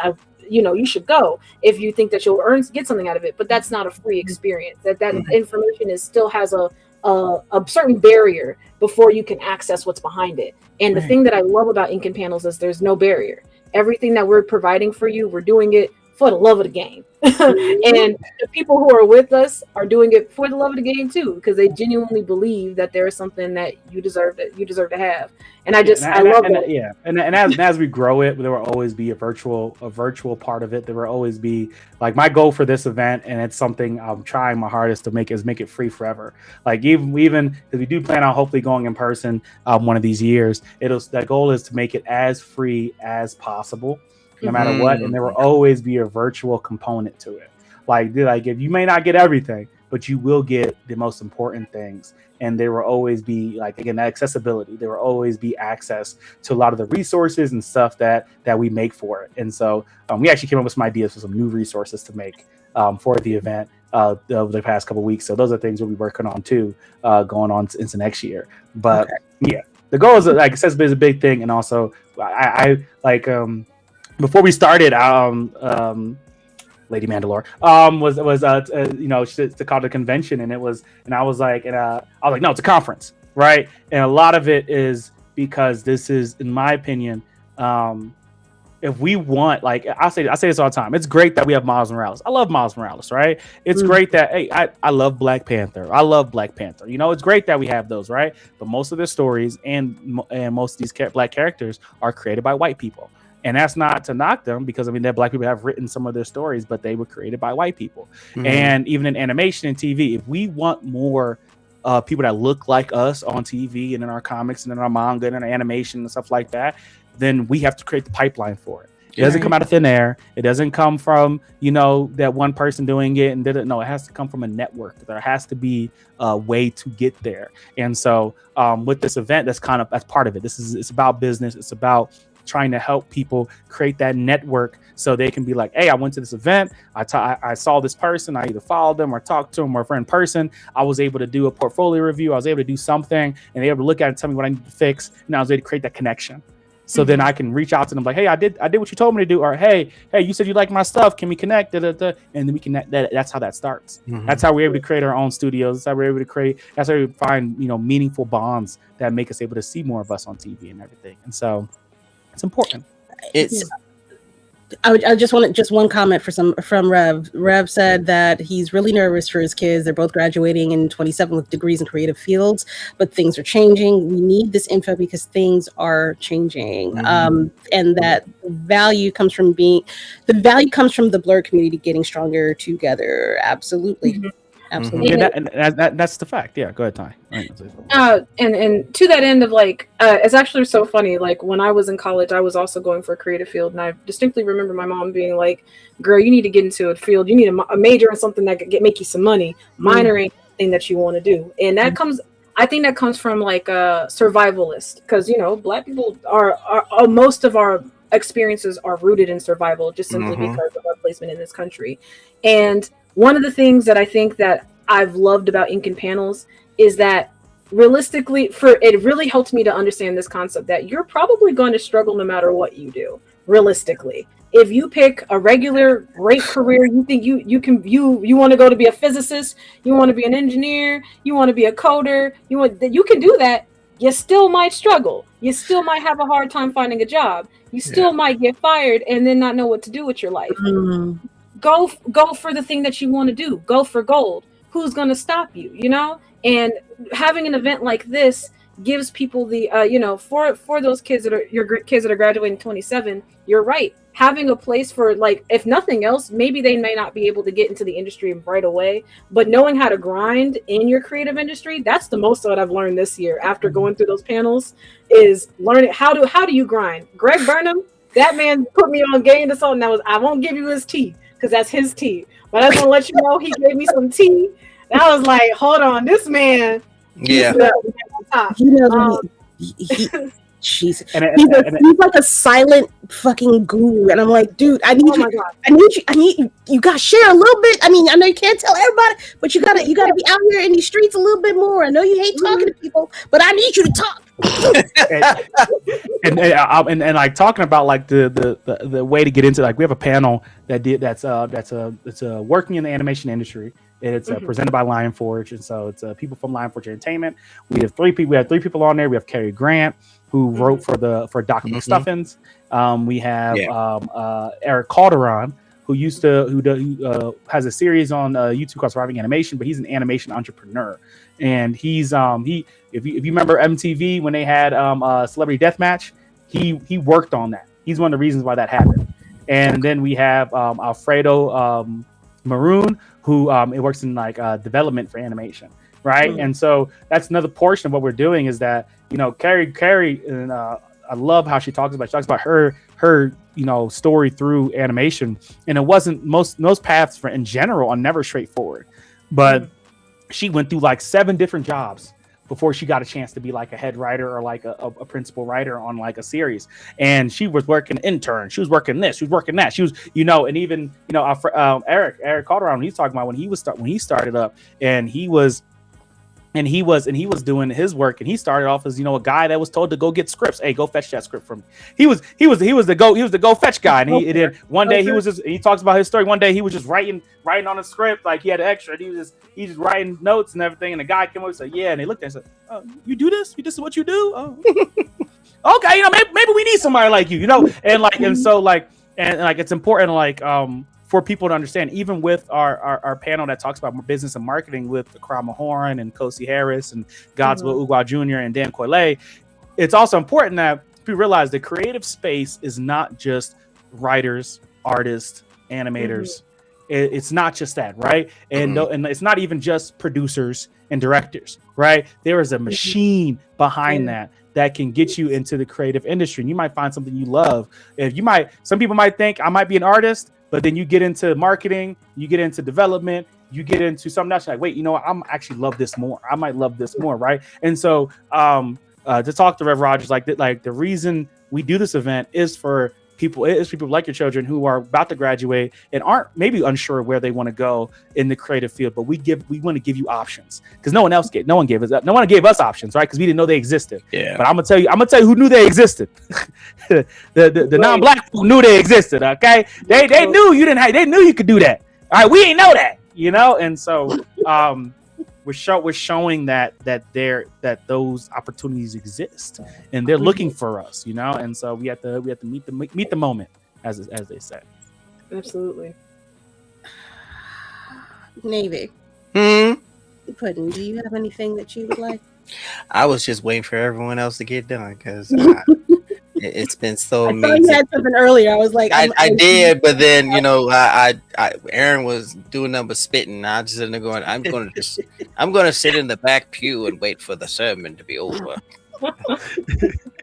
because he's spitting. According to the book of blood journalism. They know what they're doing. Yeah, it was funny. We talked earlier about how we want to continue to make these events free, and it takes me back to gaming conventions like PAX, who will do a free stream on Twitch and those platforms for specific panels. You may not have access to the entire thing, and I said then I thought, well, if they can do it, why can't these larger conventions like New York and San Diego do the same thing? You don't have to let them into Hall H for the announcement, but there is Ballroom 20, there's Room 6. There are the smaller ones where people can still sit in these panels and go, ooh, okay, what else can we garner? I don't know much about how New York is set up, but I figure it was along the same lines where they have the rooms where they do their panels, and you can say, okay, we'll do it from this one and this one. Everything else you're going to have to pay for.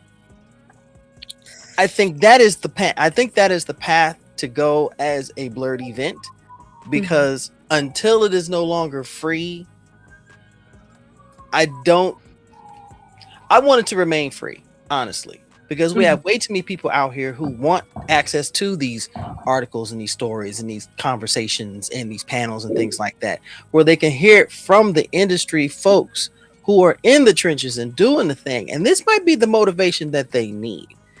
And what y'all are doing is phenomenal, because I put y'all on the level of Virtuous Con. I definitely put y'all on the level of Virtuous Con, because Virtuous Con's doing that, and I was like, okay, this is on that level. You have industry pros who are doing the thing, who are willing to sit down and have that conversation, and not have to sit there and go, hey, I'm not going to do it unless you pay me. Nigga, once upon a time, I started doing this, no one was paying me. Why the hell am I going to charge someone when you pay it forward? And they're going to acknowledge you later. Says, I heard conversation between Marcus and Greg. I heard it from Royal Coupe and Carrie. I heard this conversation that Ty and Aran did about this. And they're going to remember that. So I'm quick to give people flowers. Y'all get bouquets. Y'all get buckets. I don't say bouquets. Y'all get buckets. Y'all get buckets. Because this type of passion is needed. This type of event is desired. And most importantly, it's wanted.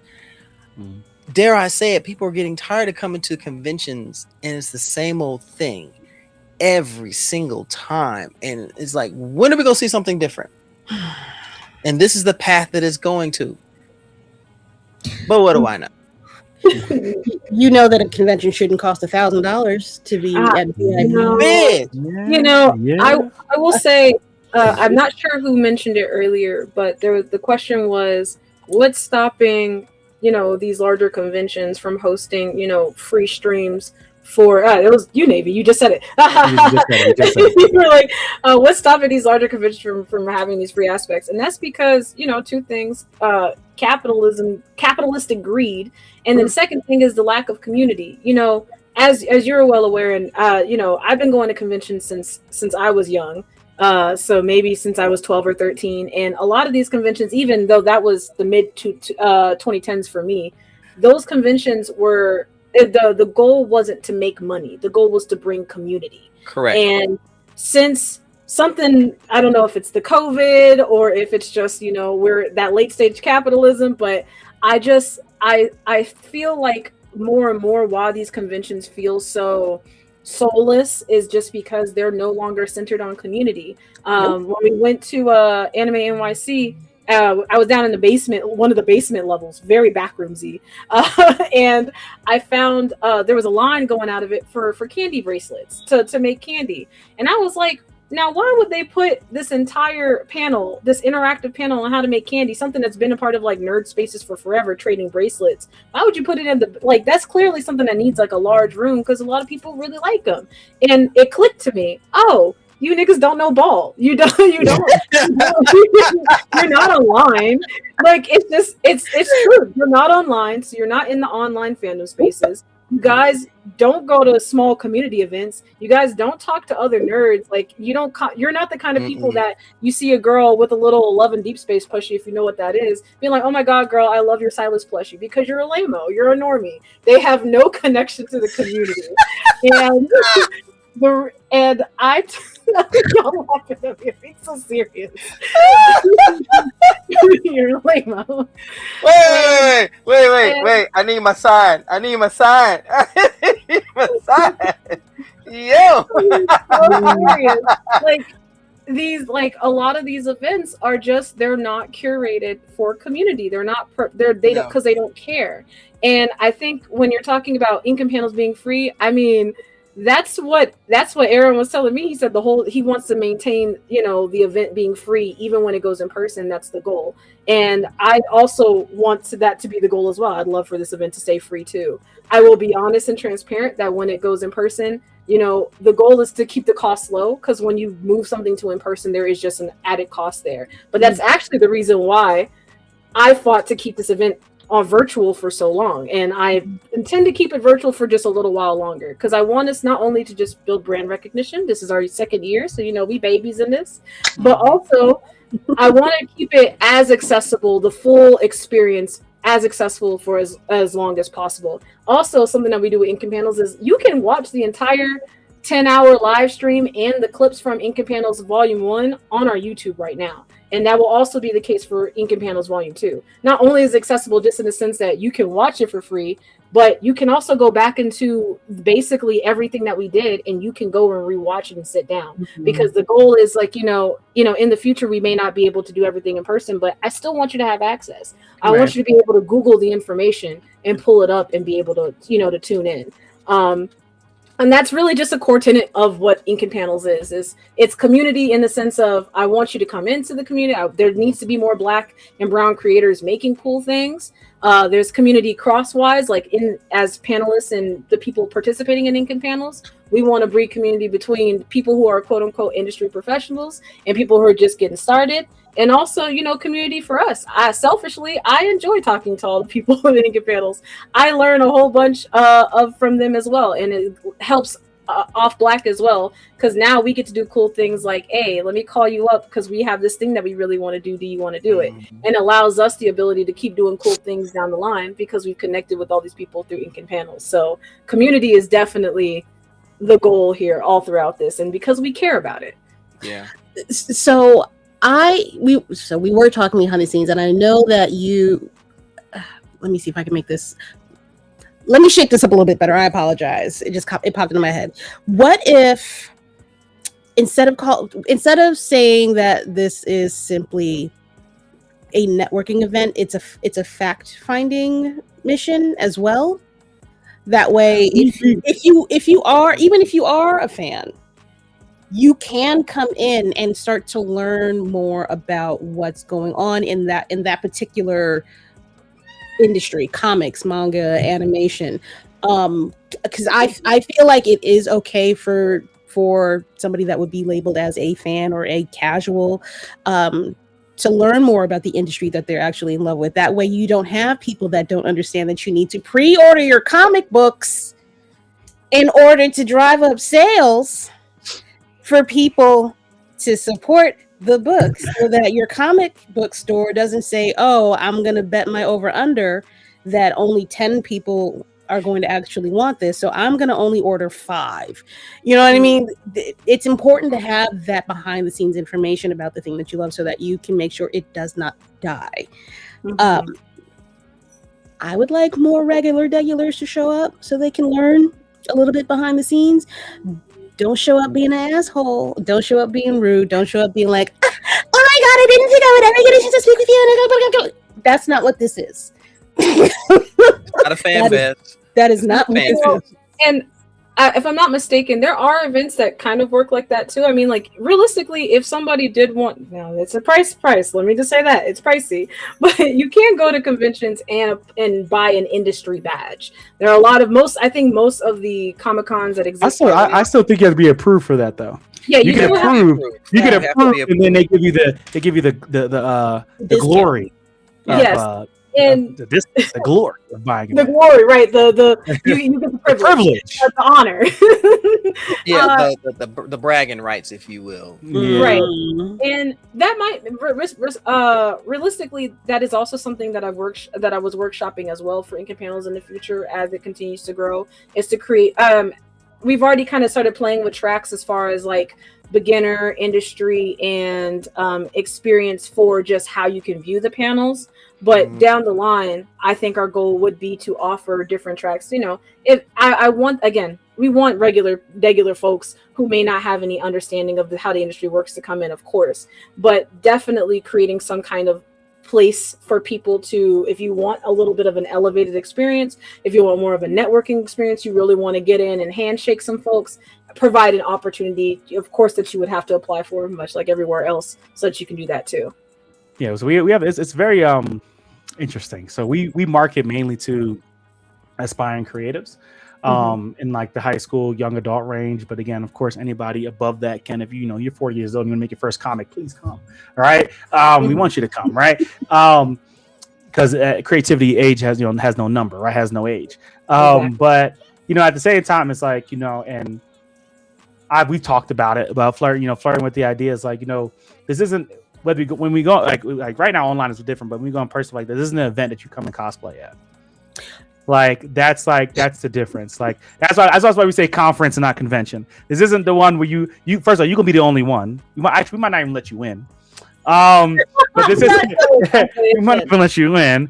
But like this isn't the event you cosplay at. Now it was and this is something I was talking to the kids from Bowie State when we were I was talking to them, and they're like, "What's the dress code?" And I was like, "It's a great question because we're sitting here talking about so this is how you get into this creative field, and this is you should be writing notes, and then you got a guy sitting there in a fursuit, and it's like." It can be said, it's got the fursuit with the suit on. Now, if right?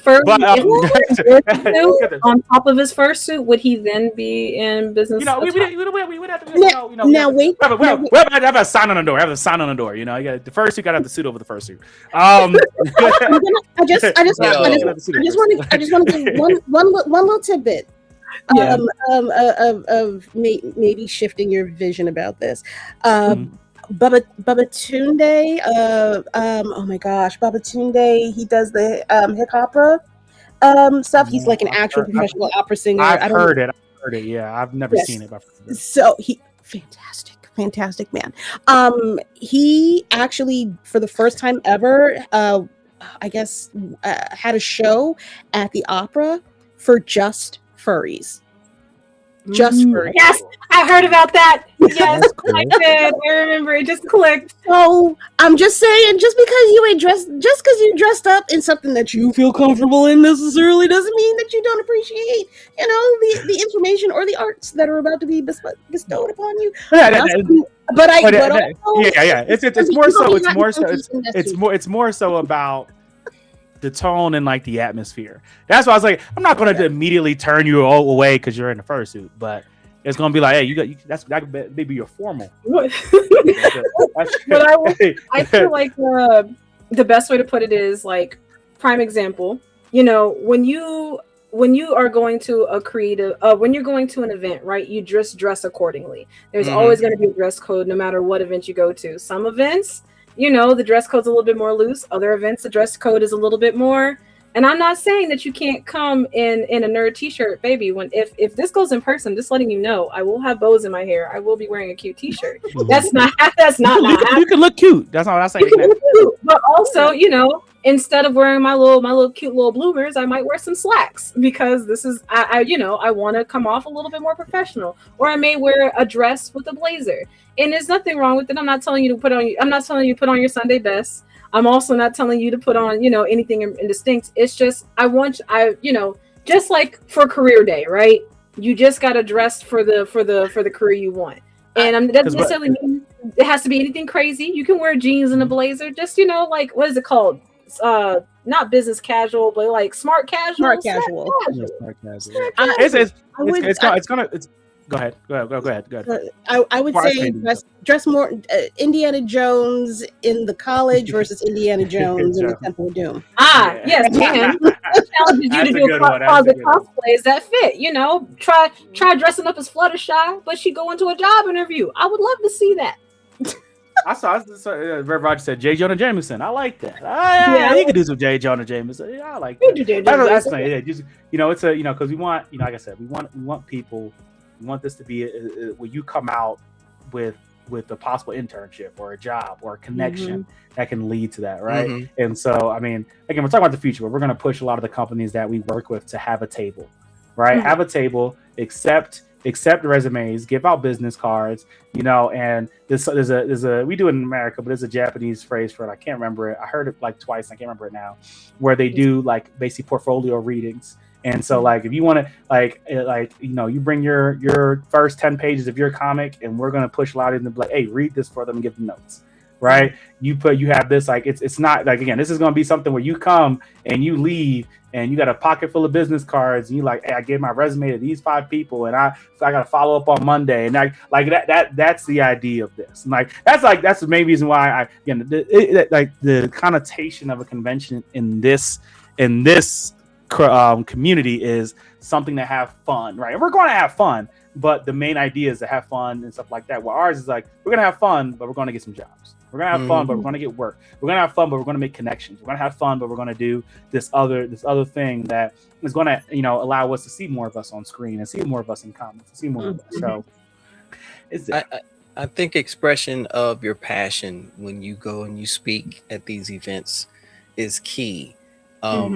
Whatever, and honestly, coming from a generation of, okay, you're going to go there and you're presenting yourself for a job, you're going to dress a certain way, but you can also, show a little bit of your flair in what you wear, so people can go, okay, they're not a stiff, they're not just a stick asking for a job. Okay, right. I see that lapel pin of whatever anime you got, or I see you having a tie with this on, or maybe like me, you wear a headband. Oh, you're in it. Absolutely. And some people, they like to express themselves through their fashion and how they dress and how they carry themselves. Yeah. To me, that is a genuine way of saying, hey, I do love this. I'd like to work with you on whatever you're offering. I would love to see that.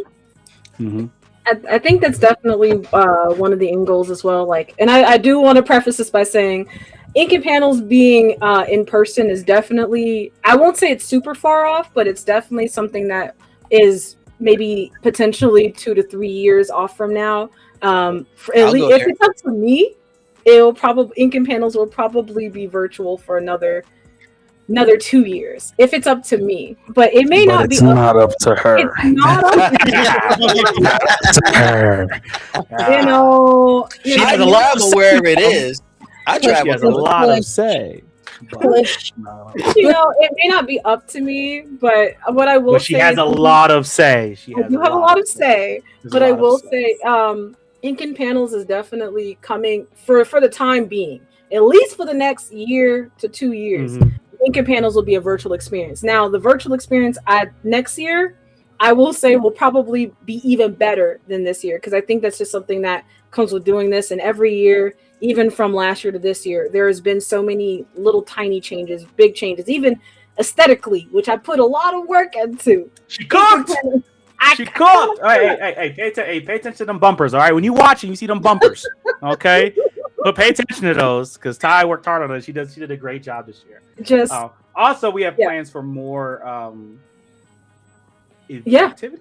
And we have plans for other I would say next year we're gonna add in something. Yeah, next year we're gonna add in something that we take a lot of feedback from our panelists, and so one of our panelists gave us an idea, and so there's about 2 or 3 things that'll be for next year. Give me a hint, just a little hint. Because I now do you remember Ty, do you remember what I'm talking about? You know, I'm like Barbara from Abbott Elementary. I don't remember nothing. That is her nickname. No, I'm thinking about when we were talking. Is this NDA country? No, it's not. We haven't signed it. Yeah. No. NDA stands for nigga don't ask. No, I mean. For the hints, I'm gonna say Ty, do you remember the conversation we had with Fred after about the lengthening of the event? So all I'll say is that when we not only want to feature and have them talk about their work, we want to continue honoring these people for the work that they do. And so we're going to make sure going forward that we always honor the people that are doing the work. So that's kind of all I can say. So we're looking at a potential Hall of Fame. No more extra words, Davey. Can't say anything else. Yeah. That's so good. Yes. I like that idea very, very much. That's great. I like it. I couldn't tell you what it is that you're talking about at all. Yeah, I think the if anything Aran will probably get into it. It's just like off Black, as far as like our events and our physical presence, you will be seeing so much more of us moving forward. So if you like Incan panels and you like what we're doing with Incan panels, if you happen to see us at MomoCon, you saw our journalism panel, more that and so much more is on its way. And I think that a lot of people have been asking us just, like, what you guys got going on. And it's just like, it's really just, as far as like this expansion, it's just me and Aran. It's just 2 guys. It's just me and him. 2 Black folk just trying to make it through the day. Trying to make a way. Trying to make a way out of no way. So I'm making $1 out of 15 cents. Truly. So I would just ask, of course, for patience as we do things, but definitely keep a watch on what we're doing. We are always, if you watch us, if you see how we move, things will become a lot clearer to you than if you just see us when we pop out on the occasion. So yes, there's always stuff coming up. We've had some really cool conversations over the past couple of weeks with some really cool people, and so. Again, we don't like to talk explicitly about things until they're confirmed. So even when we talk to each other, we're like, maybe, right? And so we have some cool conversations that we've had with some people that we will that you don't have to go into detail about. Nope. I don't say a lot of cool stuff we want to get into, and it's going to be fun. There you go. There you go. Go ahead. I'm sorry, honey. What were you? Oh no, you good. I was just gonna keep yapping. I'm a certified one, so you go ahead. You are a person that writes articles for a living and a content creator. I expect nothing less, madam. I promise you. The words. All yapping is accepted and prompted. I promise you. Can you tell the people where and when? Well, we know the where because the internet's. But tell people when. We know about the when because it's right across the top. Yeah, boy. Someday it goes on Spotify or some shit. I don't know. Say it out loud. So, Incan Panels Volume 2. You can catch us literally next week, June 12th and 13th. It is Sunday. It is Sunday. Yeah. Anyway, next week. I guess it is Sunday. It's 9:00 for me. So yeah. So you can catch us this week. June 12th, Friday, June 12th, and then Saturday, June 13th. It is an all-day event starting fairly early in the morning at 9 a.m. And then each day ends a little bit different. Friday, I believe, ends around 5, 6 o'clock. And then our Saturday ends around 8:30-ish, 9 o'clock. You can watch us. You can sign up RSVP one way by going to our Eventbrite. That'll be if you go to our website offblackmag.com. There's the buttons twerk, as Aran says. You click one of those buttons and it will take you to our Eventbrite where you can RSVP there. Or if you're like, wow, that's a lot of work, you can also go to our YouTube. That's YouTube and then at Off Black Mag. And on YouTube, if you could just type in Ink and Panels Off Black as well. We have two upcoming videos, one for Friday and one for Saturday. You can click the little bell notification, and that'll have you sign up for there, where the live stream will be there. We'll also be on Twitch as well. So if you like Twitch, that's your preferred platform, you just go to Off Black on Twitch and then select to follow us. And then when we're live, you'll see us live.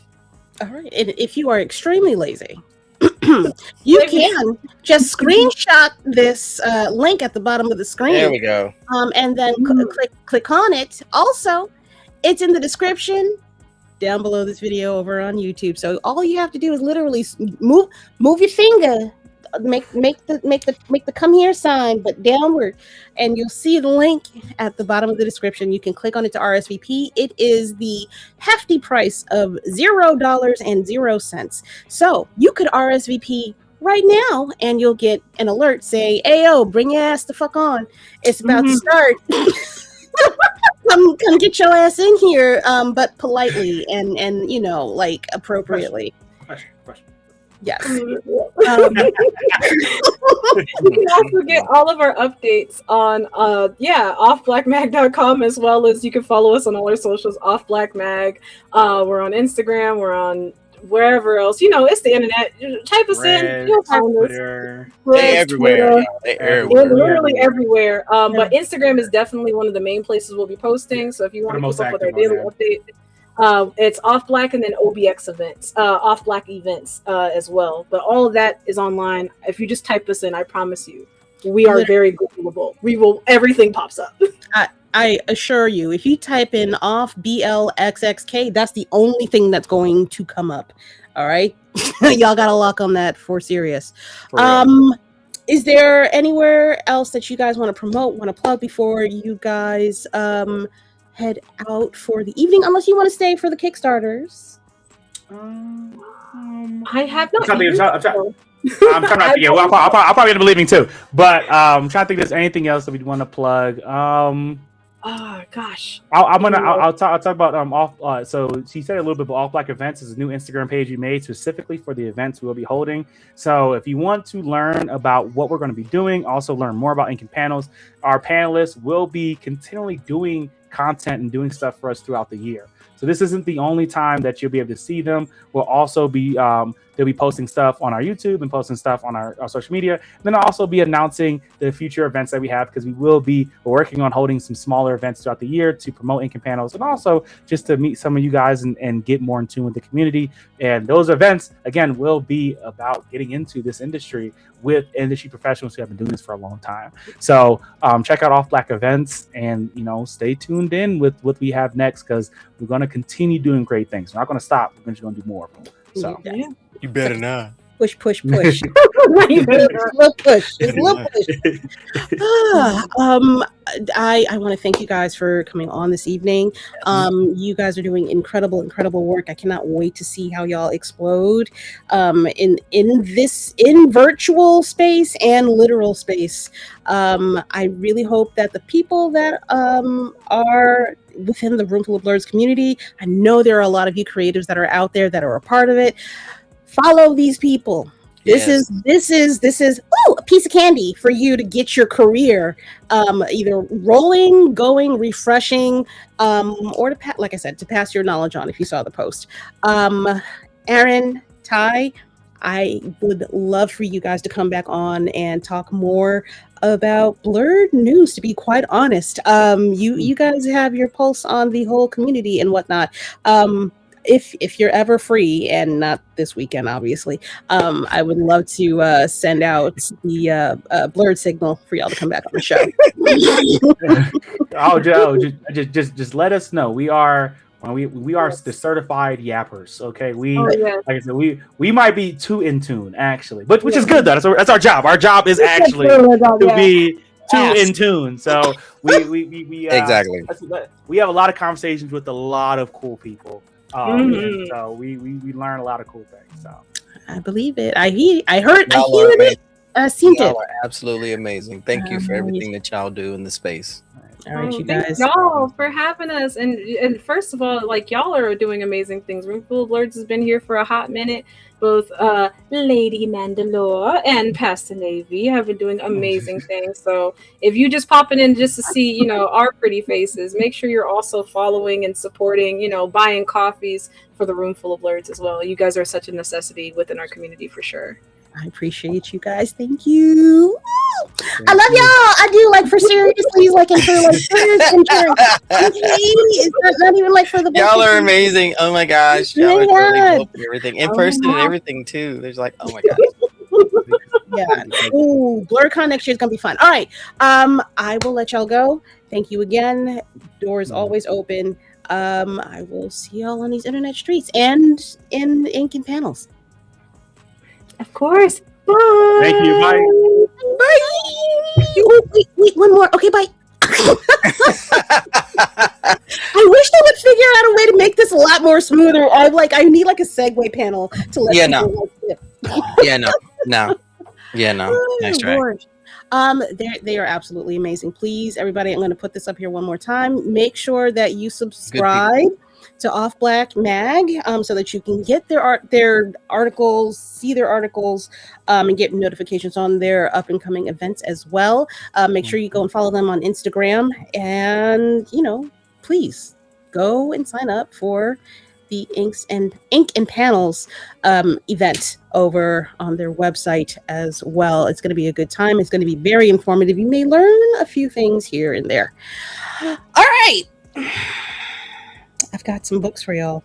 I have some reminders for y'all about books. So, coming soon to Kickstarter. Here are the books that you need to be made aware of. First of all, we already had this guy on. We have Ace Blade. Still coming up. Please make sure, if you have not done so, go to their Kickstarter. Make sure you hit that saved button or notify me button to make sure you know when he is going to make that go live. The next one up, also a guest on the show, from Wiseacre Comics, Critical Ops Task Force by Nigel Lynch. We all know him from the why am I saying Wiseacre Dogs? What the Diary of the Stray Dogs. Good gravy. Stroke. And then last but not least, this is somebody that just happened to come across my page on Instagram. It is Fly, a magical Black Boy series pilot animatic. So what does that mean? This is going to be an animation, ladies and gentlemen. It is a coming story about Black kids who finally have power to fight back against systems designed against them. It's by Jason Raymond. If you can, please hit that notify button as well, and make sure you find him over on Instagram as well. He's an amazing writer. Just the post. Does he have a Kickstarter? This is the Kickstarter. No, this is for Nigel. No. You know what would be great? There we go. I'm a human being. It's cool. That's why I'm the executive officer. Like I appreciate, because I can't see it off to the side with the goddamn thing. Anyway, Fly, a Magical Black Boy series is going to be going live on Kickstarter very soon. I believe he's got a couple of within the week or so, if I remember the post correctly. He is going to be launching this. We need this. this. We Mm-hmm. absolutely need this. This is an amazing story. Check out his post on Instagram. If you have not, you can look him up. It is Jason Raymond on Instagram. Now, you hooligans. What did I tell y'all? This one was gonna do numbers. And it has done numbers. Scion. They are currently over 300% of their Kickstarter goal. They are on their, I think it's their 7th and 8th stretch goal. All they need to do, the final stretch goal, is $7,000. What can we do in 8 days, ladies and gentlemen? I wonder what. I wonder what we could do. I'm going to put this out in the air and say that I think that they could make it to 8,000. I agree with that. As a real thing. But they can't do that without y'all talking about it. Now, they've got 8 days. So that is the soonest Kickstarter that's going to end. Yeah, this gentleman on the show. There we go. Hold on. You were underwater for a second. Oh, God damn it, son of a bitch. Okay, you're fine now. I'm back. Okay. The Ruth Avenue Raiders. Yes. Please. We are barely halfway there. Granted, we've got a little over 2 weeks to go, but he needs to meet his goal of 7,500. You guys should absolutely remember this gentleman, Mr. Beckton. Say it thrice, you'll remember it. Aha, even if you flub it. Still a great kickback to the days of Nickelodeon and that type of animation within this comic book. They go to outer space. They're fighting off, or not outer space, they're fighting off aliens and all them types of wonderful book. If you want to learn more about this, please, by all means, go ahead and take your behind over to the episode featuring Mr. Beckton. You will enjoy it. He was a pleasure. And then last but not least, we have Echelon presents the Gambit Volume 1. We've got 18 days to go to get to their $6,000 goal. They're currently about a little under 25% of the way there. Yeah, a little over 25% of the way there. So if you can, make sure you let people know that this is a graphic novel that has a mix of all of Echelon graphic novels series. If you want to get into one particular series, or maybe you want to learn more about all of them, this is the Kickstarter to back. Yeah. You will absolutely not be disappointed. You are going to find at least one series within this graphic novel that you'll enjoy. And then, go to their website and pick up more of the issues. All right. I think that is it. That is it for us this evening, ladies and gentlemen. I think we've only, it's only six. Y'all can, I'm only asking y'all to back 3 if you haven't done so already. That's a low number. Yeah, that's actually pretty workable. Yeah. That's reasonable. And you've got at least 2 weeks for 2 of the 3 that I suggested.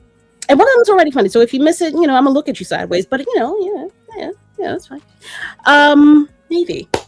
Ma'am. What do you have up on your schedule, sir? Anything in the mix? Currently nothing right now. I've still got waiting for confirmations for the upcoming convos. Tonight after this, I will be streaming. I'm getting back into the arena of Marvel Snap because I am tired of people telling me that they can beat me. So now I'm going to kick them in the hoo-ha, and we're going to talk about all types of geek and nerd stuff at the same time. But who knows? We will see. Nothing really fancy going on. I was going to attend Heroes Con this weekend just to catch up with folks, but I won't be able to make it, unfortunately. But there's a lot of amazing things coming down the pike, y'all. So y'all make sure you stay tuned here. A room full of Blerds. No. Yes. We are having a break with guests for the next couple of weeks because I'm tired. I want some real shit. I'm your girl. What? I just want to come on here and shoot the shit with y'all. That's all I want to do for the next couple of weeks, if that's okay. If that's okay with y'all. Say less. Let's go. Yeah, let's do that. All right. You know what time it is, ladies and gentlemen. I'm going to give you guys the rundown of blurred stuff that you should be getting into and my mutuals and some of my favorites. Yes, one of them being the show that me and this gentleman right here are on Tuesdays and Thursdays. We are coming up on the season finale. This Thursday will be the final show before we go on break. That is Blerd's Eye View, which airs on Tuesdays and Thursdays at 8 p.m. Eastern Standard Time. And then I don't know if he's going to like this term or not. You can take it, steal it, do whatever you want to. If you would like to go on a Spartan run, Black Spartan has 2 podcasts that you can get into. The first one is How the Frack We Got Here, which airs on Wednesdays at 9:30 p.m. Eastern Standard Time, where he talks about all the things that have happened politically in this world. He makes the sacrifices that most people will not. If you want to catch up on it briefly and have a deeper understanding about the fuckery that is afoot, make sure you tune in to How the Frack We Got Here on Wednesdays at 9:30 p.m. Eastern Standard Time. If you would like a little bit more levity and joy and like techie, geeky, blurry stuff, turn into the Get Bit podcast on Fridays at 9:30 p.m. Eastern Standard Time, where they talk about comics, video games. They just did a run through of the, State of Play and the, what the hell was it? Something with the Game Awards. What the hell was it? Y'all know what it is. Video games that are coming up. You can go ahead and check that out. I believe this week will be the Xbox Summer Game Fest. Thank you. Summer Game Fest. Thank you. What is it? The Xbox something or other, whatever. Yeah, they did the Xbox showcase today. Yeah. So, that happened today. I may go take a look and see what that's going on there. Yeah, I'd like to get back into playing on my console again. They got PlayStation 1 this year. They're gonna get my money. All of September I will be poor. Don't ask me for anything. I will be poor for sure. And then we have some coupons for you all. If you stayed through the end, you deserve a little treat. Please make sure that you go to midnightcomics.org. They are the first Black family owned comic book. I'm sorry, Nathan? No, you said the it's like your words just were starting to fail you for a second there. I think I need to eat. Go to midnightcomics.org, type in code RFOB for 20% off of your cart at checkout. You can get into some new indie comic books there. If you have not backed their omnibus over on Kickstarter, which will be coming out relatively soon, you can take your pick of the litter from their website. Next up is kingbullcomics.com. Use code BLERD! For 30% off of everything in your cart. Formerly known as Monarchs Comics, they changed their name to King Bull Comics. It rolls off the tongue easier. I like it. And then last but not least, the #1 blurred mystery box in all of the land. Go to otakunoir.com. Use code RFOB for free shipping on your blurred box. I still have to do my unboxing. And I will be posting that up probably this week because I do have a little bit more time to do it. I believe it's the Sirens box that I purchased. So we'll see what all is inside, and you can see proof that I mean what I say when I have yet to get a box where I have not loved every single item inside. So if you want to see if they meet the challenge yet again, keep tuning in for a room full of Blerds. I'll be posting that soonish this week. Okay? All right. Everybody. Sounds like a plan to me. Thank you guys so much for hanging out with me, and Navy, and the people from Blxxk Magazine, Aran Lee and Tyanna Watts. They are amazing people. I cannot thank them enough for coming on to the show and doing what they are doing. They are incredible. You are going to see their names everywhere soon. It feels like it. Yeah, that's it. Thank y'all so much for being on. I got to figure out a new end catchphrase, but I'll worry about that. That's a tomorrow problem. Peace. Can we use mine? Yeah, go. So, in the meantime and in between time, as we tell all of you beautiful, sexy people to do, please continue to do this for comic creators, Black comic creators, independent Black comic creators, fellow Blerds, and yourselves. Stay nerdy, stay geeky, and always stay sexy. Hey, very much so. Ooh, yes, we did, baby. But we're not gonna talk. You missed the stream. You missed the Lego stream. We talked all about it. Matter of fact, I forgot to mention this. I'm gonna finish my Lego tonight immediately after the stream. So if y'all want to join me, I'll be back on here on on YouTube. Jesus Christ, YouTube, TikTok, and Twitch. You need to eat first. I do. Go All right, eat. y'all. All right, y'all. I'll see y'all in a few, and everybody else will see y'all next week. Bye. I'll see y'all later too. Bye. Bye.